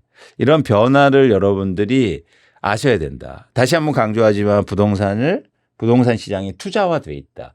그래서 그렇다면 투자를 잘하기 위해서는 투자 자산의 속성에 대해서 여러분들이 잘 이해하실 필요가 있다는 거예요. 근데 제발 부동산을 혼동하지 마시라. 왜냐하면 거주나 사용으로 부동산을 또 보기 때문에 이게 자꾸 혼동되는 거예요. 네. 그래서 이런 변화를 이해하셔야 여러분들이 내 집 마련도 잘하시고 부동산 투자를 잘하신다는 겁니다. 그럼 투자 시장의 본질적인 특성은 뭘까요? 그래서 전형적으로 그 부분에서 여러분들이 계속 좀 이렇게 집중해서 보실 필요가 있어요.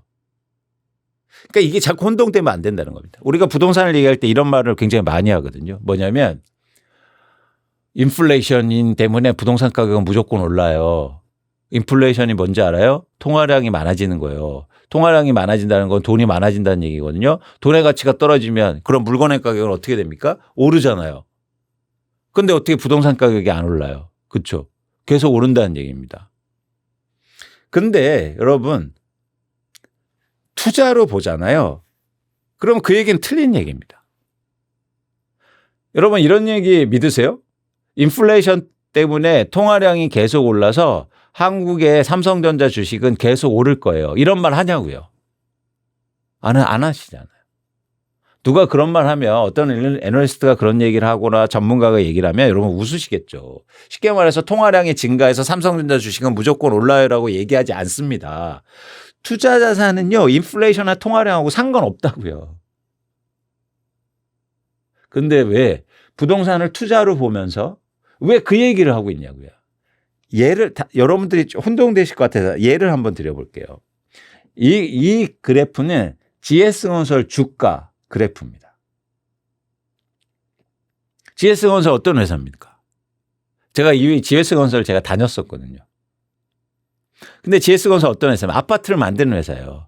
근데 아파트는 통화량이 증가해서 아파트 값은 계속 오른다고 얘기해요. 그럼 그 아파트를 만드는 GS건설 주가도 계속 올라야 되는 겁니까? 통화량 증가한다고? 인플레이션 많아진다고? 결과를 볼까요?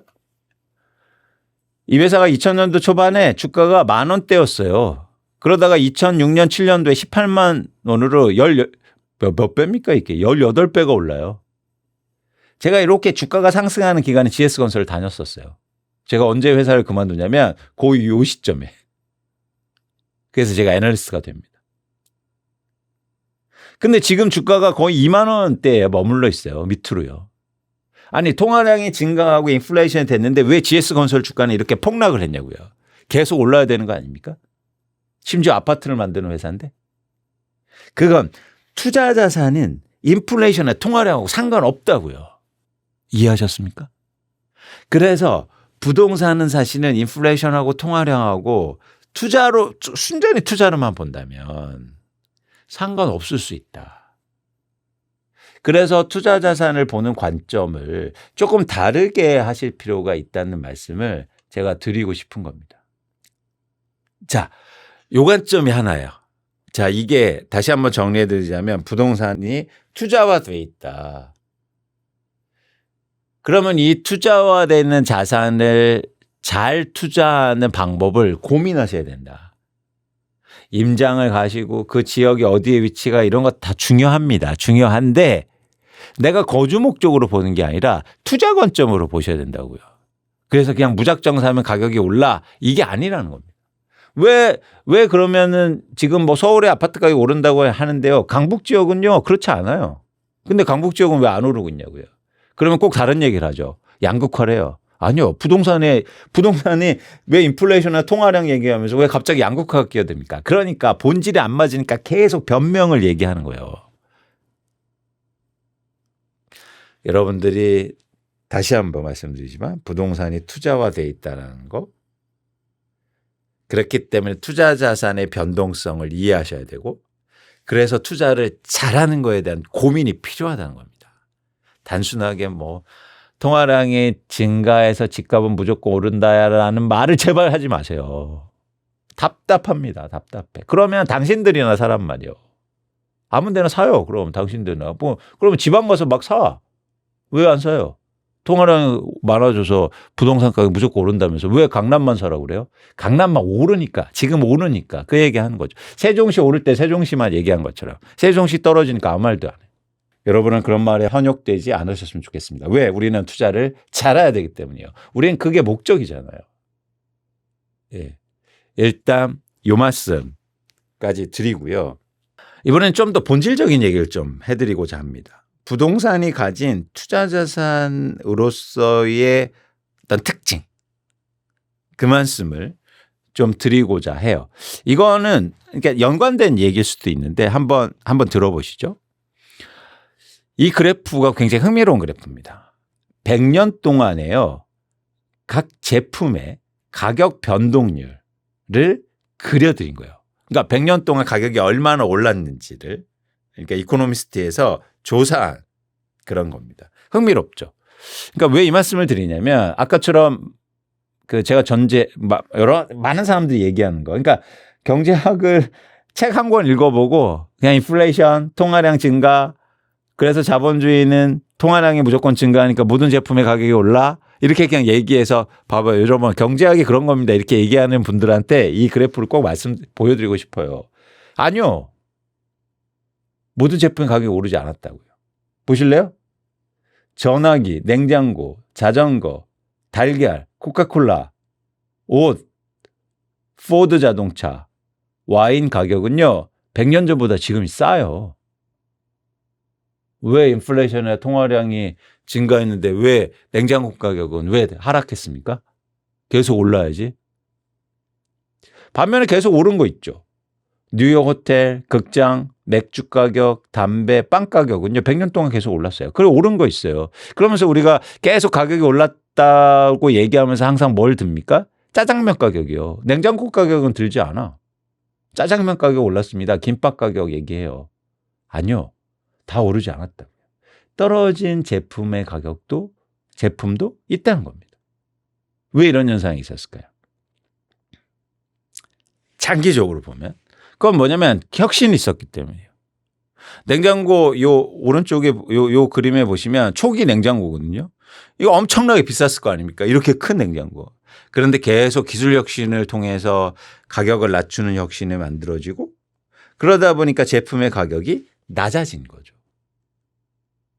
그래서 자본주의가 살아남은 이유예요. 제가 봤을 때.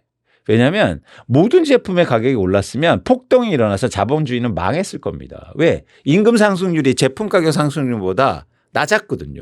그러면 당연히 어떻게 살아가요?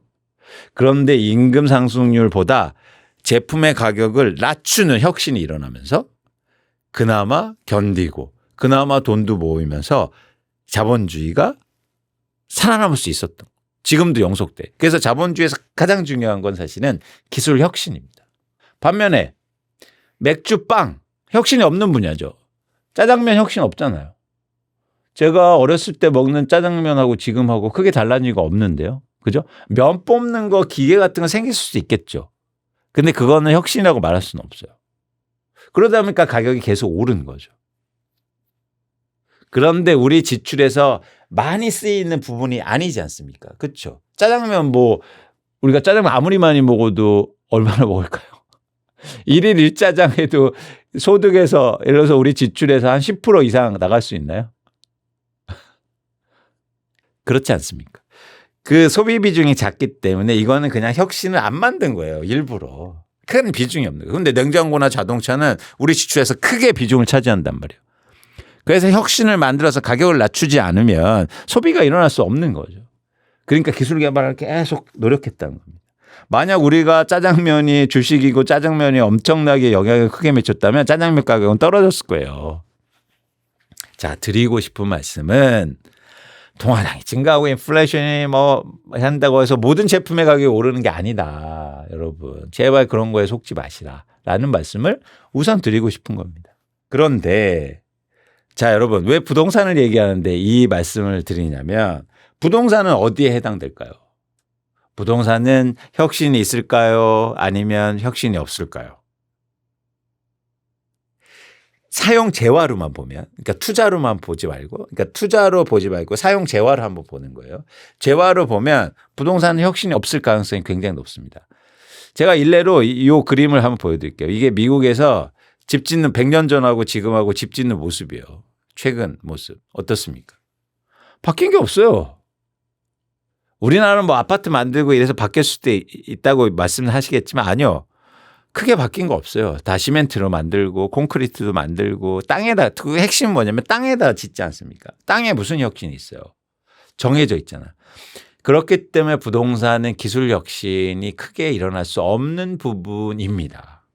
그러다 보니까 본질적으로 부동산 가격은 계속 오를 수 있어요. 장기적으로 보면. 그러니까 재화로만 보면. 즉 사용 재화로 보면 가격이 계속 오른다는 거죠. 그래서 부동산은 굉장히 우월한 투자 자산이 될 수 있습니다. 자, 보세요. 그래프를 보면 1870년도부터 2015년까지 연평균 수익률이요. 각 자산이. 뭐가 제일 높습니까? 하우징이에요. 주택이 주식, 채권, 회사채 이런 것보다 훨씬 높다고요. 이건 이미 검증된 거예요. 16개국 선진국의 자산 실질 수익률, 심지어 인플레이션을 고려한 실질 수익률을 고려해도 하우징이 가장 높았다고요. 주택이요. 혁신이 없기 때문에 가격은 계속 오르고 변동성도 적고 그래서 투자로 볼 때 가장 우월한 자산 속성을 보여준다는 겁니다. 그래서 많은 사람들이 부동산을 투자로 보고 있는 거예요. 와, 너무 좋네. 장기적으로 보면 가격이 계속 오를 가능성이 있으니까. 그렇죠? 아까처럼 주식은 떨어질 수가 있잖아요. 근데 그 본질은 뭐냐면 인플레이션 때문에 오르는 게 아니고 혁신이 없기 때문이라는 거예요. 이해하셨습니까? 제가 말씀드리고 싶은 요지를. 인플레이션 때문에 오르는, 통화량이 많아져서 오르는 게 아니라 부동산이 가진 독특한 특성, 즉 혁신이 없기 때문에 가격은 계속 올라서 그래서 투자 자산으로 해서 굉장히 매력적인 투자 자산 중에서 혁신이 없는 분야가 거의 유리하지 않느냐라고 저는 판단하는 거죠. 그래서 실증적으로 보면 수익률이 가장 높았던 이유이기도 합니다. 그런데 부동산이요. 투자로서 더 좋은 지점이 있어요. 뭐냐면 이겁니다. 이거 한번 보실래요? 이 주황색 그래프는 미국의 쉽게 말해서 부동산 가격 지수예요. 2008년도까지 이렇게 부동산 가격이 급등하지 않습니까? 근데 여러분들 잘 아시다시피 서브프라임 때문에 집값이 폭락합니다. 부동산 가격이. 그러다가 결국 다시 오르죠. 그죠? 장기적으로는 결국 오를 수 있다는 거. 혁신이 없기 때문에 가격이 오를 수밖에 없어요. 그런데 투자 자산으로 그래서 좋은데 더 좋은 건 뭐냐면 반드시 이렇게 하락하는 구간이 나올 수밖에 없다는 거죠. 왜일까요? 부동산은 반드시 가격이 하락할 수밖에 없습니다. 왜일까요? 그건 뭐냐면 부동산은 대출로 이루어졌기 때문이에요. 그래서 못 버텨요. 이거 한번 보실래요? 까만 그래프 보시면 홈 오너십 레이트인데 미국에. 그러니까 미국도 똑같습니다. 가격이 오를 때만 내 집을 막 사요. 대출을 일으켜서. 그래서 가격이 빠지면 못 버티고 내 집을 막 팔아 제끼는 거예요. 홈 오너십 레이트가 이렇게 떨어지지 않습니다. 그 얘기는 뭐냐면 내 집을 팔았다는 얘기거든요. 못 버티고. 왜 못 버텨요? 결국에 오를 건데. 대출을 샀기 때문에 못 버티는 거예요. 그러면 우리가 투자로만 순전히 보면 엄청나게 큰 장점이 있는 거예요. 장기적으로는 계속 오르는데 반드시 가격이 빠지는 시점이 온다. 반드시요. 그게 세종이든 부산이든 플로리다든 강남이든 반드시 빠지는 구간이 온다. 그러면 투자를 언제 해야 됩니까? 빠질 때 해야죠. 빠질 때 내 집 마련해야죠. 빠질 때 부동산을 사야죠. 근데 왜 빠질 때 안 사고 다 오를 때만 삽니까? 반드시 빠진다고요. 안 온다고요? 아니요. 반드시 옵니다. 반드시요. 단지 내 전세 만기 시점에 오지 않는다는 게 문제인 거예요. 그렇죠? 내 시점과 시장의 변화 시점은 다르다는 겁니다. 단지 내 전세 만기 시점이 안 왔기 때문에 문제인 거지. 가격이 하락하는 건 반드시 온다고요. 그러면 부동산을 투자로 보면 하락할 때 해야 되는데 우리는 하락할 때는 아무도 안 보고 오를 때만 막 사서 지금처럼 막 후순위 대출이고 막 영끌을 막 이렇게 해서 빚을 막 삽니다. 근데 그게 버텨내려고요. 그렇기 때문에 오히려 하락이 더 임박하게 다가오고 있는 거죠.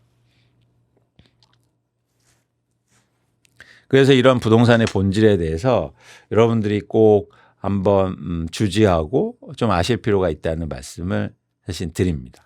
다시 정리해 보자면 이제 부동산을 투자 자산으로 보셨으면 좋겠다. 그러면 투자를 어떻게 잘할 것이야에 대한 고민을 하시고 그러려면 투자의 본질, 즉 부동산의 본질에 대해서 좀 보셔야 되는데 단순히 인플레이션이 되고 통화량이 증가돼서 오르는 게 본질이 아니라 혁신이 없어서 가격이 오른다. 그런데 빚으로, 즉 부채로 잊었기 때문에 반드시 하락하는 구간이 나온다. 그러면 투자를 잘하기 위해서는 가격이 하락할 때 부동산 투자를 해야 된다라는 겁니다.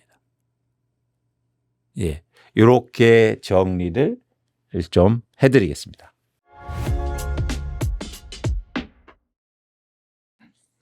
그리고 앞서서 잠깐 다루긴 했는데 2025년에 완공 계획이었던 GTX-A 삼성역이 2030년은 되어야 개통된다는 말이 나오고 있는데 결과적으로 이 GTX-A의 미래 어떻게 될까요? 예, A는 요즘에 킨텍스역에서 자주 타고 서울역까지 오는데 아주 성공적이에요. 처음에 간격이 10분 간격에다가 이제 6분 간격으로 줄었고. 와, 6분 간격이면 정말 탈만하네요. 네, 탈만합니다. 그러니까 킨텍스에서 서울역까지 한 18분, 21분 사이? 이야, 서울역부터 오면 아무데나 편하니까 가기가. 그래서 GTX-A도 지금 남쪽과 북쪽이 많이 다르다는 건 아실 거 아닙니까? 텅텅 빈 GTX는 남쪽이고 수서부터 뭐 동탄 이쪽인 거고 네네. 북쪽은 성황이에요. 그래서 이거 생기면서 3호선 라인의 부하가 좀 줄어들었고 일산가는. 그리고 A가 이제 연결되는 게 하나 1단계고 그 다음에 그래서 연결돼서 그러니까 서울역부터 수서까지 삼성역을 무정차라도 통과하는 게 중요합니다. 그게 1단계. 아마 28년에서 30년 사이? 그리고 삼성은 정차가 정말 중요한데 30년 넘어가면 아마 되겠죠. 한국이 뭐 무너지지 않는 한. 그러니까 A는 그렇게 함으로써 완성이 될 거예요. 그렇게 되면 지금 상황상 북쪽 구간은 새로 만든 노선이라서 속도 빠른데 남쪽은 SRT랑 같이 써야 되기 때문에 속도가 안 나거든요. 문제도 많고. 그래서 지금 보면 분리해서 운행을 할 것 같아요. 그래서 아마 수소점에서 분리할 것 같습니다. 그렇기 때문에 그 방식으로 남쪽은 여전히 다른 수단도 많고 거기 분들마다 또 자가용 많이 타거든요. 굳이 GTX-A를 안 타시더라고요. 그렇기 때문에 거기는 그냥 계속 비어있을 거고 삼성 수소타 북쪽 구간은 상당한 히트를 칠 것이다. 생각을 하고 있죠. 그렇게 됨으로써 이번 책에서도 말씀을 드렸습니다만 어떤 미래가 그려질 거냐면은 수서역, 삼성역, 킨텍스 그리고 잠실지구 이 사각형이 만들어질 것이다. 이 핵심으로 아마 한국의 한 축이 태엽이 돌기 시작할 것이라는 생각을 하고 있습니다. 이게 구체기로 복합지구 마이스 단지 개발인 거죠. 여기 킨텍스는 들어와요. 최근에 콜드플레이가 고양 운동장에서 공연을 했는데 네. 예, 쿠팡에서 쓰레기보수 나와주고 시끄러울 거라고 대화역이 그렇게 사람이 미어 터지는 걸 처음 봤습니다. 그러니까 대화역과 킨텍스가 한 덩어리가 되고 이 킨텍스역 남쪽에 장항지구가 지금 대규모 개발되고 있거든요. 여기가 원래는 89년, 88년 시점에 발표했을 때부터 개발 예정이었는데 너무 현지인의 저항이 커서 포기했다가 이제 개발을 하고 있는 거라 이거 완성되고 운정이랑 연결되고 하면은 꽤 굉장할 겁니다. 여기는 일종의 마이스 단지의 강북 버전으로서. 근데 이거는 단독으로 존재하는 게 아니라 코엑스, 세텍 그리고 잠실과 한 덩어리로 함께 가는 것으로서. 그러니까 이 부분에 미래가 있다고 보고 있죠. 이거를 이끌어가는 게 GTX A의 북부구가 될 것이다. 그리고 B하고 C는 되긴 될 것 같은데 난관이 많아요. 지금 뭐 여러 가지로 착공도 안 하지 않았습니까? 어쨌든 되긴 될 것 같다. 한 30년대 중반이면 되려나 생각은 하고요. D는 이른바 김부선, 네. 김포 부천선. 아. 이걸 가보면은 강남 연장, 뭐 하남 연장 많은 꿈을 꾸시는데 아직 김포 부천도 할 수 있을지 어떨지 모르겠어요, 솔직히. 근데 어쨌든 그거까지 하지 않을까 예상은 합니다.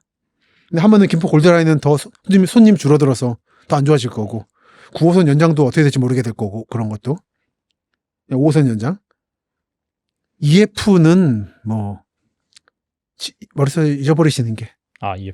아마 보나마나 대선 지선에 나올 거예요. 그리고 다음 총선도 나올 건데 일단 지우고 생각하시는 게 그 정도인 것 같습니다. GTX에 대해서는.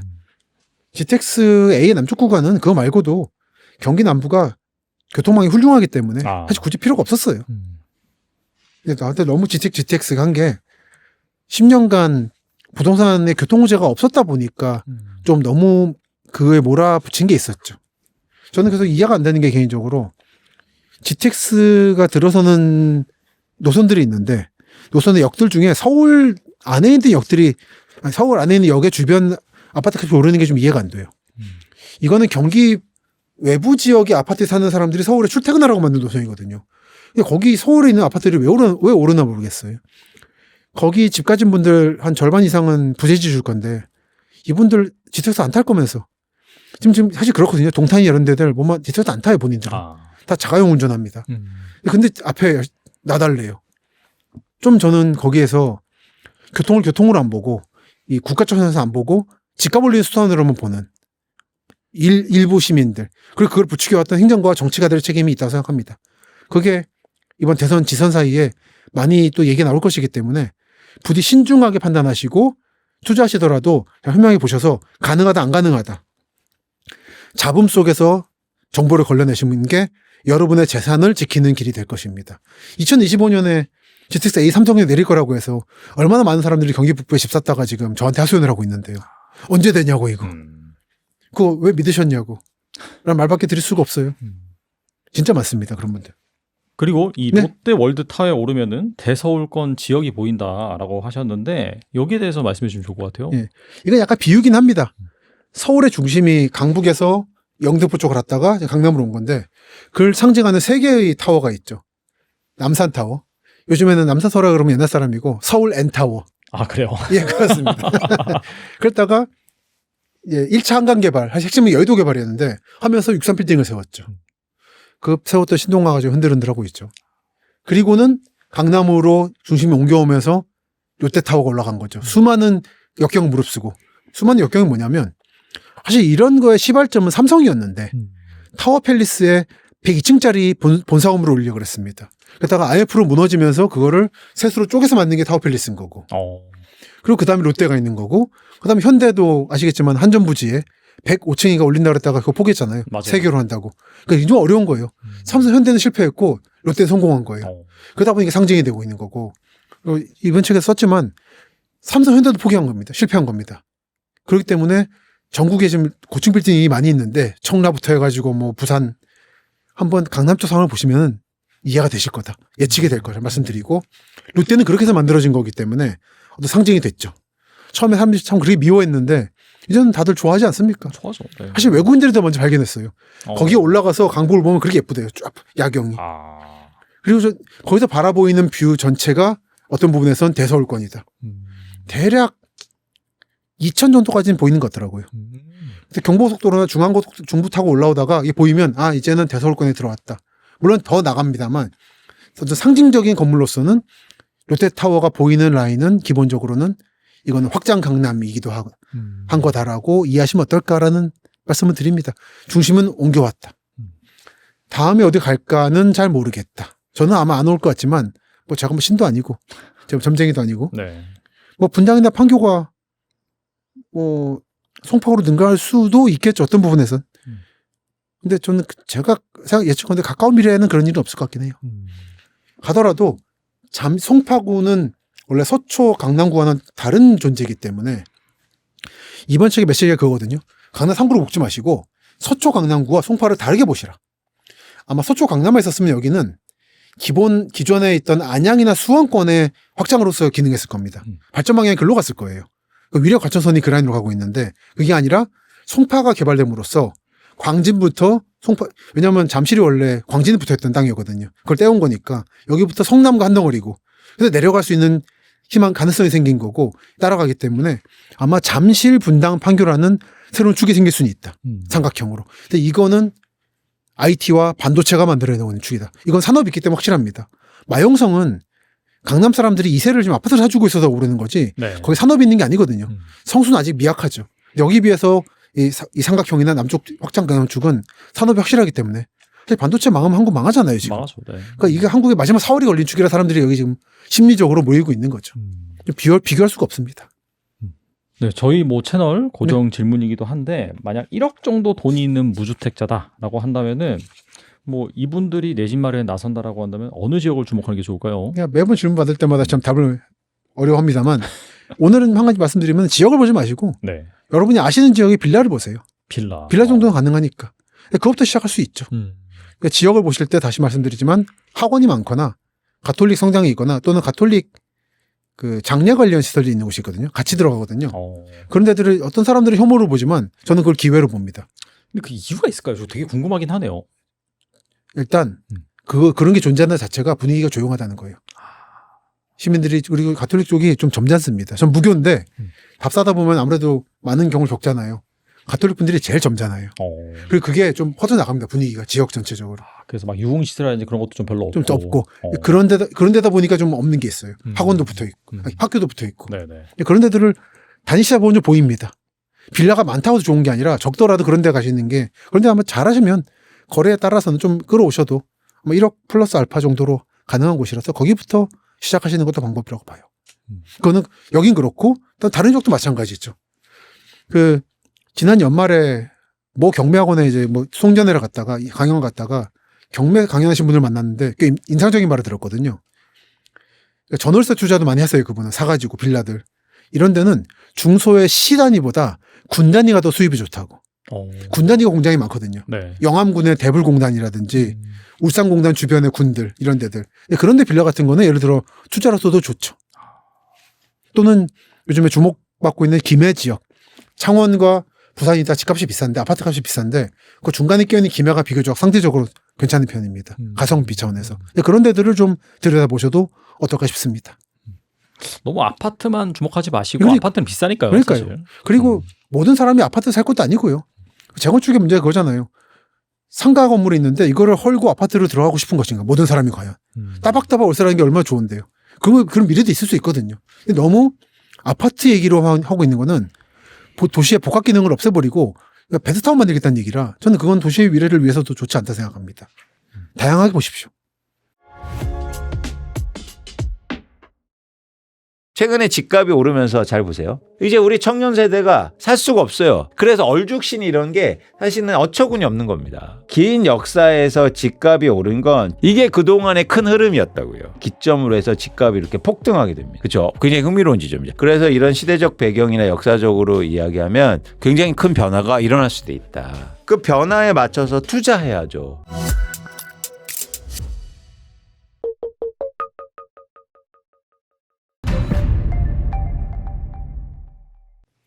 자, 두 번째 얘기는요. 저 부동산에 대해서 좀 본질적인 얘기를 하면서 변화에 대한 얘기를 좀 해드리고 싶습니다. 즉 무슨 얘기냐면 부동산은 왜 이렇게 투자화돼 있고 근본적으로 역사적 배경으로 보면 그리고 부동산 가격에 왜 이렇게 부동산에 대해서 사람들이 왜 이렇게 예를 들어서 집착하고 막 부동산에 대한민국의 문제뿐만 아니에요. 미국 사람들은 뭐 내 집 마련하고 싶지 않고 부동산 투자하기 싫어하는지 아십니까? 아니요. 다 똑같아요. 미국이든 캐나다이든 호주든 런던이든 뭐 파리든 그죠? 내 집 마련이 다 소원이라는 거죠. 왜 이렇게 됐을까? 라는 얘기를 좀 역사적 얘기를 조금 두 번째로 해드리고 싶습니다. 자, 요 그래프를 한번 보실래요? 요 왼쪽에 있는 그래프는 글로벌 에버리지 하우스 프라이시스라고 그래서 일종의 글로벌 집값의 인덱스입니다. 그래서 1870년도부터 최근까지 전 세계 집값 지수라고 보시면 돼요. 왜? 그렇죠. 굉장히 긴 기간 동안 주택 지수를 이렇게 조사한 그런 이코노미스트에서 발표한 그런 어떤 조사한 지표인데요. 잘 보세요. 여기서 흥미로운 지점이 뭐냐면 흥미로운 지점이 사실은요. 긴 역사에서 집값이 오른 건 1950년, 40년을 기점으로 해서 집값이 이렇게 폭등하게 됩니다. 그렇죠. 굉장히 흥미로운 지점이죠. 그 전에는 집값이 그렇게 크게 오르지 않았어요. 그런데 왜 이렇게 크게 집값이 상승했을까요? 역사적인 그런 이유를 좀 저희가 이야기해 볼 필요가 있는데요. 1940년대, 50년대 여러분 기억나시는 게 전 세계에서 무슨 일이 있었습니까? 2차 세계대전이 있었죠. 그렇죠?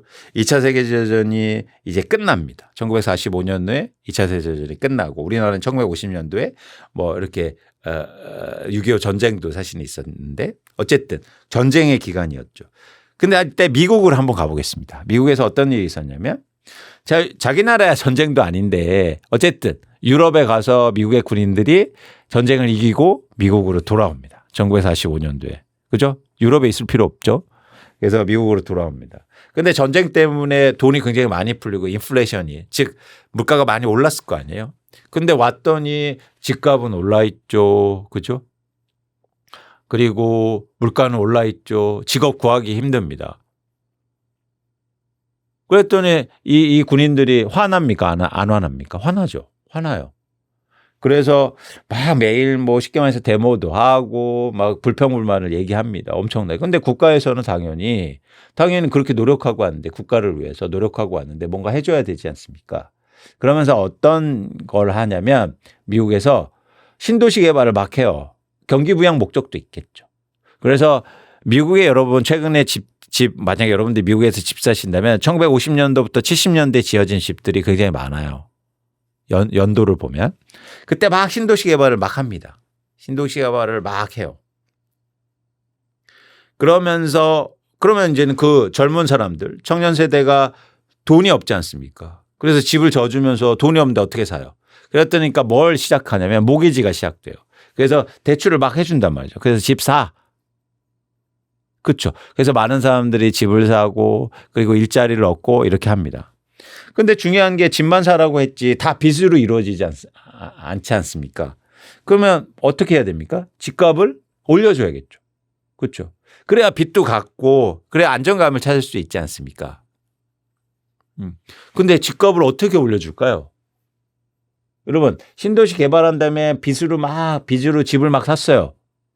대출을 일으켜서. 근데 어떻게 집값을 올려주냐고요. 이 그래프가 그래서 아주 흥미로운 그래프입니다. 이 그래프를 한번 보세요. 이건 뭐냐면 이 왼쪽에 있는 그래프가 Advanced Economist House Built for per 1000명당. 1000명당 집을 얼마나 지었는지 개발된 국가에서 그러니까 미국을 포함한 지역이죠. 제가 말씀드린 것처럼 1950년대부터 70년대까지 집을 엄청나게 많이 짓죠. 그런데 1970년대부터 집을 짓지 않기 시작해요. 이거는 퀘스천인 겁니다. 잘 보세요. 전에 본 그래프를 볼게요. 집값이 이렇게 계속 폭등을 하는데 집을 오히려 안 짓는다? 뭔가 이상하지 않습니까? 바로 이거였어요. 자, 대출을 일으켜서 신도시 개발해서 집을 사놓게 한 다음에 집값을 올려야 되니까 집을 그 다음부터는 안 짓기 시작해요. 규제 여러 가지를 통해서.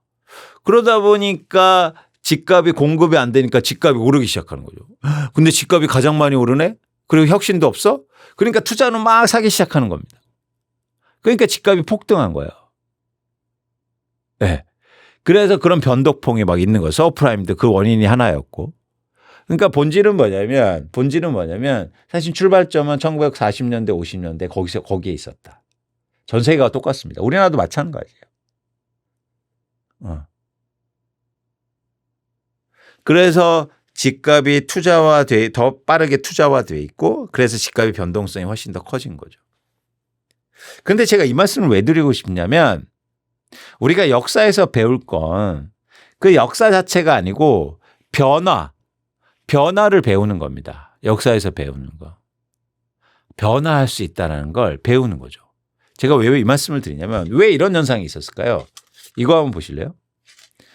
이건 뭐냐면 홈 오너십 레이트예요. 각 국가별로. 어떻습니까? 1950년대 이후로 홈 오너십 레이트가 급등하죠. 지금 무슨 얘기냐면 50% 이상으로 급등하기 시작해요.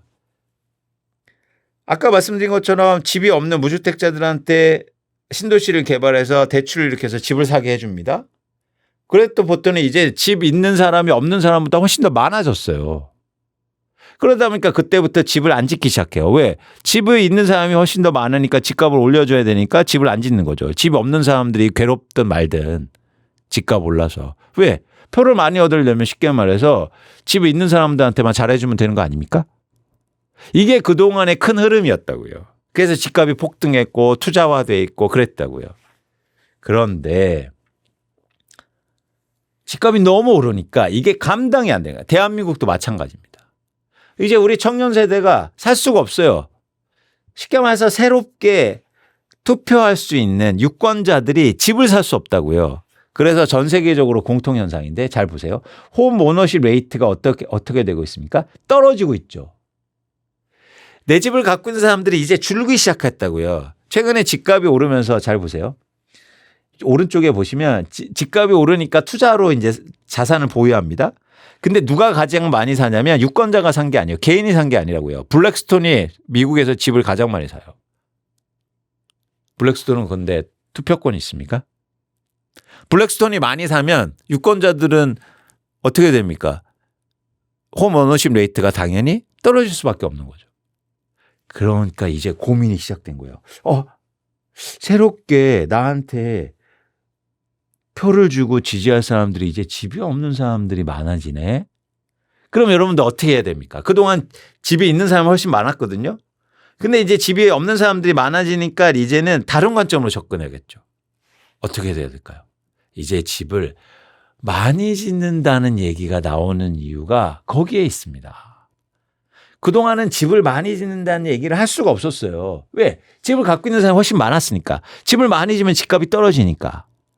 그런데 이제 집이 없는 사람들이 점점 더 많아지고 있단 말이에요. 그러면 이제 고민을 새롭게 해야 돼요. 이제 집을 안 짓는 게 아니라 집을 많이 지어줘서 그들한테 공급을 해줘야겠다는 얘기가 나오는 겁니다. 대한민국도 마찬가지잖아요. 집을 3기 신도시, 4기 신도시 얘기하는 이유가 뭡니까? 이제 무주택자 유권자들이 많아질 수 있다라는 두려움이 생기기 시작한 거예요. 미국도 마찬가지. 집 많이 짓는다는 얘기를 막 많이 하고 있거든요. 이런 변화에 지금 있다. 이게 큰 변화죠. 자, 그래서 투자를 볼 때도 방법이 좀 바꿔야 된다고 생각해요. 저는. 무슨 얘기냐면 자, 그동안 집을 안 짓는 시대에는 집을 사는 게 투자에선 중요했겠죠. 근데 집을 많이 짓는 시대가 오면 집을 사는 게 진짜 좋은 투자일까요? 아니면 그 집은 어디에다 짓습니까? 땅에다 지을 거 아니에요. 그럼 부동산 투자를 할 때 이제는 땅을 봐야 되지 않느냐? 이런 얘기하는. 그래서 얼죽신 이런 게 사실은 어처구니 없는 겁니다. 왜요? 새 아파트는 엄청 많아질 수 있다는 거예요. 근데 왜 새 아파트를 막 투자로 사냐고요? 새 아파트 많아질 건데. 많아질 수 있는데. 네. 여러분 이렇게 투자로 자산을 보기 시작하면 변화를 읽으실 필요가 있어요. 그 변화에 맞춰서 투자해야죠. 과거하고 똑같은 변화 방향성이 아니라. 그래서 이런 시대적 배경이나 역사적으로 이야기하면 굉장히 큰 변화가 일어날 수도 있다. 그래서 투자로 보실 때 좀 새로운 관점으로 부동산 시장을 접근하고 분석하시는 게 굉장히 중요하다는 말씀을 사실 드리고 싶습니다. 여러분 오늘 세 번째 시간을 좀 정리하고 싶은데 제가 강조하고 싶은 건 이거예요. 저희가 이제 계속 투자에 대한 얘기를 하고 있지 않습니까? 이제 제가 부동산도 얘기했지만 이제 앞으로는 주식 투자도 얘기할 건데 우리는 항상 얘기합니다. 투자를 뭘 해야지? 중요하죠. 근데 제가 볼 때 투자를 어떻게 해야 되느냐 그 방법에 대한 고민을 더 많이 하실 필요가 있어요. 두 가지 이유입니다. 하나는 뭐냐면 너무 안 해요.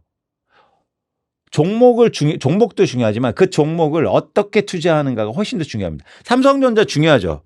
근데 그 투자 방법에 대한 고민을 알았기 때문에 9만 전자 사고 8만 전자 사서 물린 거예요. 그렇지 않습니까? 대상도 중요하지만 방법에 대한 고민을 해야 된다. 부동산도 마찬가지입니다.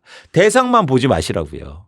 투자 방법, 투자를 어떻게 잘할 것인가를 고민을 해야 된다. 그러면 투자 자산에 대한 본질을 고민하고 어떻게 변화를 하고 있고 또 어떻게 투자해야 되고 어떻게 레버리지를 일으켜야 되는 이런 고민들을 해야 되는 거예요. 근데 우리는 그런 고민을 너무 안 해요. 무작정 대상만 바라보기 때문입니다. 네. 그래서 오늘도 그러면 그 방법을 부동산을 투자로 보고 그러면 부동산 투자를 어떻게 잘하지? 그 방법을 얘기할 때 오늘 쭉 얘기한 걸 다시 한번 이해가 혹시 어려우셨다면 다시 한번 보시면서 방향성 그리고 방법에 대한 고민을 좀 해보셨으면 좋겠다는 말씀을 드립니다. 부동산을 투자로 본다. 잊지 마세요. 투자로 보면 항상 질문해야 될 게 뭡니까? 나 이거 지금 사서 돈 벌 수 있을까? 한두 달간 가격 오르는 건 아무 의미가 없어요. 여러분 한 달 만에 1억 원 올랐다 이런 기사가 여러분들한테 부동산 투자하고 내 집 마련한테 의미가 있습니까? 길게 보시고 큰 변화를 읽으시고 어떻게 하면 투자를 잘할 수 있지? 투자 자산은 어떻게 변화하지? 단순하게 통화량이 증가한다 해서 집값은 계속 올라요. 아무 데나 사서 좋아요. 언제나 사도 좋사 이런 말씀 제발 믿지 마시고 그래서 그렇게 해서 주식 투자해서 여러분 잘 되셨습니까? 엔비디아는 언제나 올라. 아니요, 오를 수 있죠. 그런데 방법에 대해서 고민을 하셔야죠. 그래서 손절에 대한 고민, 그리고 분할 매수, 그죠? 분할 매도, 어떻게 시장의 변화와 매크로 경제 변화, 과거의 역사 이런 것들을 종합적으로 고려해서 투자하지 않습니까? 부동산도 똑같이 하셔야 된다. 그래서 오늘은 부동산의 투자화된 성격을 말씀드렸고 또 본질에 대한 말씀드렸고 또 과거에 대한 역사도 또 덧붙여서 말씀드렸습니다. 여러분들이 어떠셨는지 모르겠습니다. 저는 다시 한번 강조하시면 여러분들이 부동산을 투자로 보셨으면 좋겠다. 그래야 내 집 마련도 잘 하실 수 있어요. 네. 투자로 보지 않고 그냥 내 집 한 채 마련하는 건데 이렇게 해서 낭패라는 거죠. 낭패 볼 수 있다는 겁니다. 자, 오늘은 세 번째 시간 여기까지 말씀드리고요. 네 번째 시간은 저희가 주식 투자에 대해서 좀 더 밀도 있는 얘기를 좀 드려보고자 합니다. 여러분 주식 투자, 너 왜 부동산 전문가가 주식 얘기를 해? 아니요. 저 20년 동안 주식 전문가였고 물론 부동산도 같이 분석했고 저 주식 애널리스트였습니다. 그래서 그런 관점에서 이제 주식 투자를 어떻게 잘할 건가 이런 말씀도 다음 시간에 저희가 같이 나누도록 하겠습니다. 긴 시간 들어주셔서 감사합니다. 고맙습니다.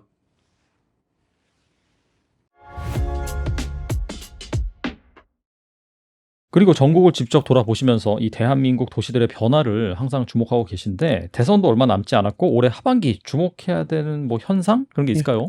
사실 대선부터 아까 말씀드렸지만 대선 이후가 진짜 본 게임이죠.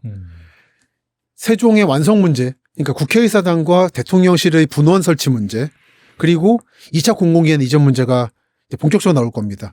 6월부터 내년 3월까지. 이 추이를 꼼꼼히 보세요. 특히 세종 문제 사실 뒤에 문제랑 질문하고 엮일 건데 네. 솔직히 모르겠어요. 세종 어떻게 될지. 이거는 이번에도 또 그냥 말잔치로 끝날 가능성이 아직은 있다고 봅니다. 하지만 공공기관 이전은 좀 더 현실성 있는 미래예요. 그리고 지금 아까도 보다가 왔는데 충남 쪽에서 이제 희망 리스트를 쭉 했더라고요. 저도 이제 얼마 전에 청송 갔다가 청송교도소라고 거기 관련 시설들이 더 끌어올 수 있는 게 있거든요. 그런 거 좀 제시해드리고 이런 건 좀 끌어올 수 있다. 당신들은 이미 국가로 희생을 하고 있기 때문에 요구할 권리가 있다. 다 준비하고 있습니다. 네네. 대선에도 아마 이게 리스트를 제시할 거고 사실은 대선에는 그 이제 맛보기인 거고 지선이 본격적으로 할 수 있는 거잖아요. 그때 리스트를 꼼꼼히 체크하시고 그 희망한 대로 다 가진 않습니다. 그리고 좀 하나하나 기관 상황 같은 걸 체크하시면서 여러분이 자체적으로 무슨 보고서나 도시 기본 계획을 못 보시더라도 검색만 잘하셔도 하다 보면은 유력한 지역들이 있어요. 이게 어디를 간다. 예를 들어 뭐 대전 어디, 뭐 광주 어디 그런 데들은 좀 관심 가지시라. 예를 들어서 답사팀하고 저 답사팀 하나 있는데 거기 네. 분들하고 어제 대전 얘기하다가 대전의 미래는 크게 두 가지 지역이 있는 것 같습니다. 그러니까 서울과 관련해서 본다면 세종 방향, 청주 방향이 있는 이 북부 지역이에요. 뭐 유성 카이스트 있고 여기 자운대도 있고 있어서 뭐 안산 국방산업단지 만들고 합니다. 그리고 뭐 한화 에어로스페이스 R&D 센터도 있고 이쪽은 뭐 누구나 아는 거점이에요. 근데 그게 아니라 대전 자체 중심으로서 인구 150만 도시로서 거점이 있고 확장을 하고 있어요.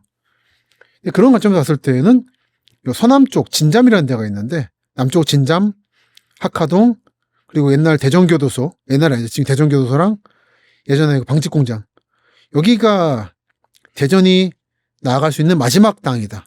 이런 데들이 있어서 이런 지역은 꼭 선거와 무관하게 충분히 예측 가능하다. 근데 대전 분들 말씀 들어보면 여기는 그 땅콩밭 있고 이른바 하카리 정신병원이 있는 서울 사람들한테 청량 정신병원 그런 느낌인 거예요. 지금도 서울 예전 분들한테는 청량리 그거 뭐 있냐고 신길 그거 뭐 있냐고 왕십리 뭐 있냐고 그러잖아요. 근데 아는 분들은 투자했잖아요. 마찬가지 상황이 이런 데서 벌어지고 있는 거죠. 그러니까 각 지역에는 예전 개념에서는 땅끝인 데가 있습니다. 근데 그런 데들이 그런 모래바람 부는 데고 길도 제대로 안 난 데들이 미래의 땅일 수 있죠. 근데 영원히 확장되지 않기 때문에 언젠가 멈출 건데 어디서 멈출 건가를 보는 눈이 필요한 거죠. 이런 예를 들어서 대전은 여기서 멈출 거로 봅니다. 지금 도안도 있고 해가지고 여기가 도안이라는 데인데 나름 그 대전에서의 신도시입니다.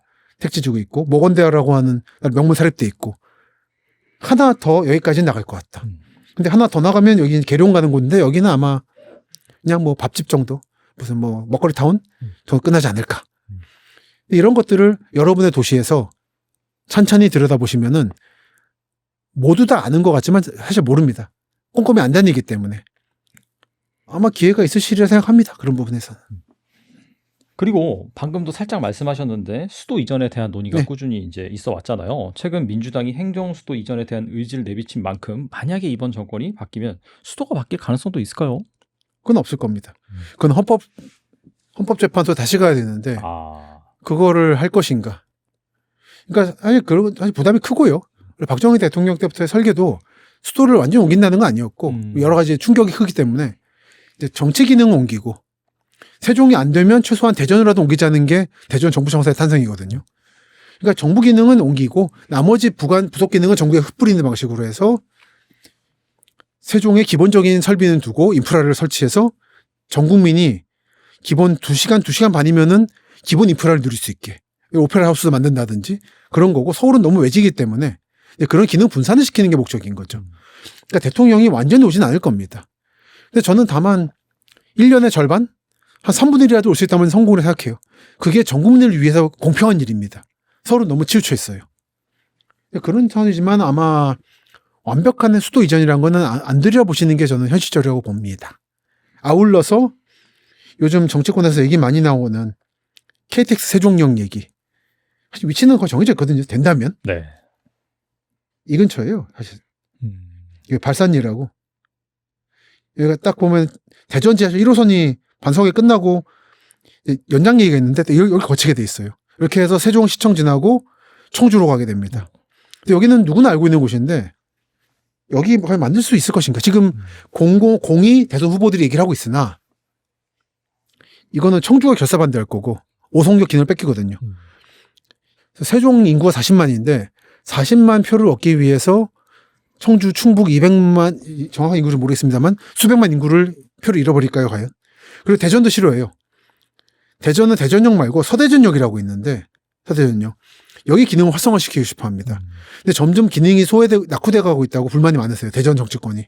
근데 이게 세종에 만들어지면은 더 타격을 입기 때문에 150만 인구와 수백만의 충북 인구 검색 한번 해보고 하죠. 실내니까. 네네. 충청북도 인구. 이러면 안 되지. 150만이구나. 그러니까 세종 40만 인구를 생각해서 대전 인구 150만과 충북 인구 150만을 버릴 것인가. 저는 이건 정치공학적으로 말이 안 된다고 봅니다. 그렇죠. 표 잃은 게 더 많죠. 네. 네. 근데 될 수 있는 가능성은 이게 제가 오늘 오기 전에 지하철에서 쓰다 온 컬럼의 내용인데 딱 하나 있어요. 대통령실이 만들어지면 됩니다. 아. 왜냐하면은 대통령은 전용 열차라는 게 있어요. 그거는 만들어야 되는 거예요. 뭐 안보를 보안을 위해서. 그러려면 오송에서 내리면은 너무 위험해요. 그러니까 경호적으로. 그래서 가까운 곳에 만들어야 되는 거죠. 보시면은 여기가 가장 유력한 역 예정지인데 여기서부터 이제 S1 지구라고 대통령실과 국회 분원이 만들어질 예정지가 있습니다. 여기서 대충 여기까지 4km, 5km 정도예요. 요 거리 정도는 커버가 가능한 거죠. 그 인입선을 끈다든지 하는 식으로. 이 정도는 가능할 거다. 된다면 이건데 이게 되려면은 대통령실은 만들어져야 된다. 근데 오늘도 뭐 유력 대선 후보 말씀 들어보니까 단기적으로 용산에 있다가 청와대를 다시 개조해서 들어갔다가 중기적으로 세종 가신다는데 아마 기술적으로 봤을 때 그분의 말이 된다고 하더라도 임기 중에 쉽지는 않아 보인다. 하더라도 차기 대통령 몫이 될 거라 너무 거기에 많은 기대나 예측은 안 하시는 게 좋을 것 같다. 요즘 또 세종 아파트 값이 오르고 있는데 뭐 이미 가지고 계신 분들이 그러신 건 상관없습니다만 저도 개인적으로 질문 많이 받아요. 지금 세종 사야 되냐고. 저는 개인적으로 세종 분들 또 이제 뭐라 하실 텐데 신중히 판단하시라. 세종이 거래가는 비싼데 네. 전월세가 좀 낮거든요. 이게 아무래도 살기에는 이제 공장 같은 거라든지 직장이 그렇게 많지 않아서 세종 자체에는 청주에 있거나 대전에 있거든요. 그러다 보니까 대전 북부의 신혼부부라든지 이런 분들이 많이 사세요. 세종에. 그래서 한 생활권인 거죠. 이게 원래 임시행정 수도를 설계했던 70년대 예측이기도 했습니다. 그러니까 임시행정 수도는 기본적으로는 대전의 위성도시로 간다가 예측이었어요. 근데 여기다가 청주가 커지니까 청주와도 하나가 함께 간다. 그래서 오송역이 필요하다는 얘기 나오는 거고. 이런 구도 속에서 보시면은 세종 아파트에 투자를 할 것인가 말 것인가는 아마 여러분들이 쉽게 판단이 되실 겁니다. 늘 강조하는 겁니다만 나올 때마다 정치인들의 공약에 일희일비하지 마시고 앞으로 10개월 정도 들릴 수많은 잡음 속에서 정보를 캐치내는 능력을 기르십시오. 그거는 아무도 길러주지 않고 뭐 제 책을 길러드립니다. 제 책도 포함해서 검색을 많이 해보세요. 네네. 위성사진 많이 보시고 검색하시다 보면 자연스럽게 길러집니다. 강남 책은 어디 갈 때마다 꼭 교정하는 게 서울에서 활동하시는 경제 관련 분들이 전 국민이 관심을 갖는 강남이라는 말 많이 쓰세요. 사실 그렇지는 않습니다. 부자들도 자기가 아는 지역을 투자해요. 그리고 제 책의 지금 판매량을 보고 있는데 충청도 넘어가면 안 팔려요. 이거는 관심이 없는 겁니다. 아, 그게 데이터가 또 나오는군요. 신기하네요. 특히 교보문고 오프라인 깔린 거 보면 나오니까. 네네. 근데 한 가지 말씀드리는 거는 강남에서 일어나는 일일이 관심이 있으실 필요가 있는 게 여기는 현대한국 정부가 만든 최초의 신도시입니다. 여기서 일어났던 수많은 시행착오가 여러 번 도시에 반복되고 있어요. 그렇기 때문에 실패학적 관점으로서 봐도 여기서 일어나는 일들을 알아두시면 여러분이 여러분의 지역에서 투자를 하시거나 살 집을 마련하실 때 실패를 덜 하실 수 있습니다. 그런 타산지석으로도 강남을 보실 필요가 있을 것 같다는 말씀은 드리고 싶네요. 네, 오늘 나오셔서 정말 좋은 말씀 많이 해주셨는데 끝으로 이 영상을 보고 계신 분을 위해서 한 말씀만 부탁드립니다. 늘 분기별로 찾아뵀던 것 같은데 이번에는 신간 강남이 나와서 좀 일찍 찾아뵀습니다.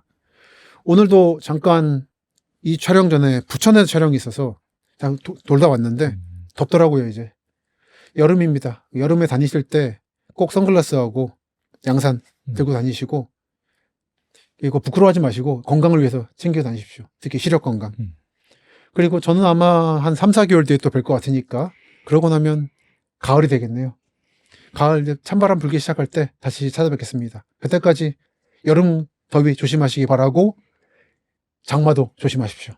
건강히 지내시길 바랍니다. 또 찾아뵙겠습니다. 말씀하신 것처럼 너무 정치인들 발언에 일희일비하지 말고 또 이렇게 자중하고 정말 중요한 정보를 그 중에서 잘 캐치해서 그렇죠. 뭐 들으라고 하셨는데 또 저희가 이제 모셔가지고 또 중간중간 계속해서 듣도록 하고 아마 대선 끝나고 한번 점검해 드릴 필요도 있을 것 같긴 하네요. 그때 한번 저희가 모시도록 하고 특히나 이제 최근에 출근하신 이 강남에 대해서 여러분들이 워낙 관심 많으시기 때문에 이거면 강남의 과거와 현재, 미래까지도 미래까지. 다 조망이 가능하기 때문에 꼭 한번 구입해서 읽어보시면 분명히 여러분들의 그 부동산 투자에 큰 도움이 될 거라고 생각이 됩니다. 네, 김시덕 박사님 오늘 와주셔서 감사드리고 다음에 한번 또 모셔서 중요한 정보 알아보도록 하겠습니다. 네, 지금까지 함께 해주셔서 감사합니다. The most powerful AI chips in the world will be made right here in America. 保留采取一切 with Taiwan Semiconductor. have them made by TSMC. TSMC forms new and deeper roots in America.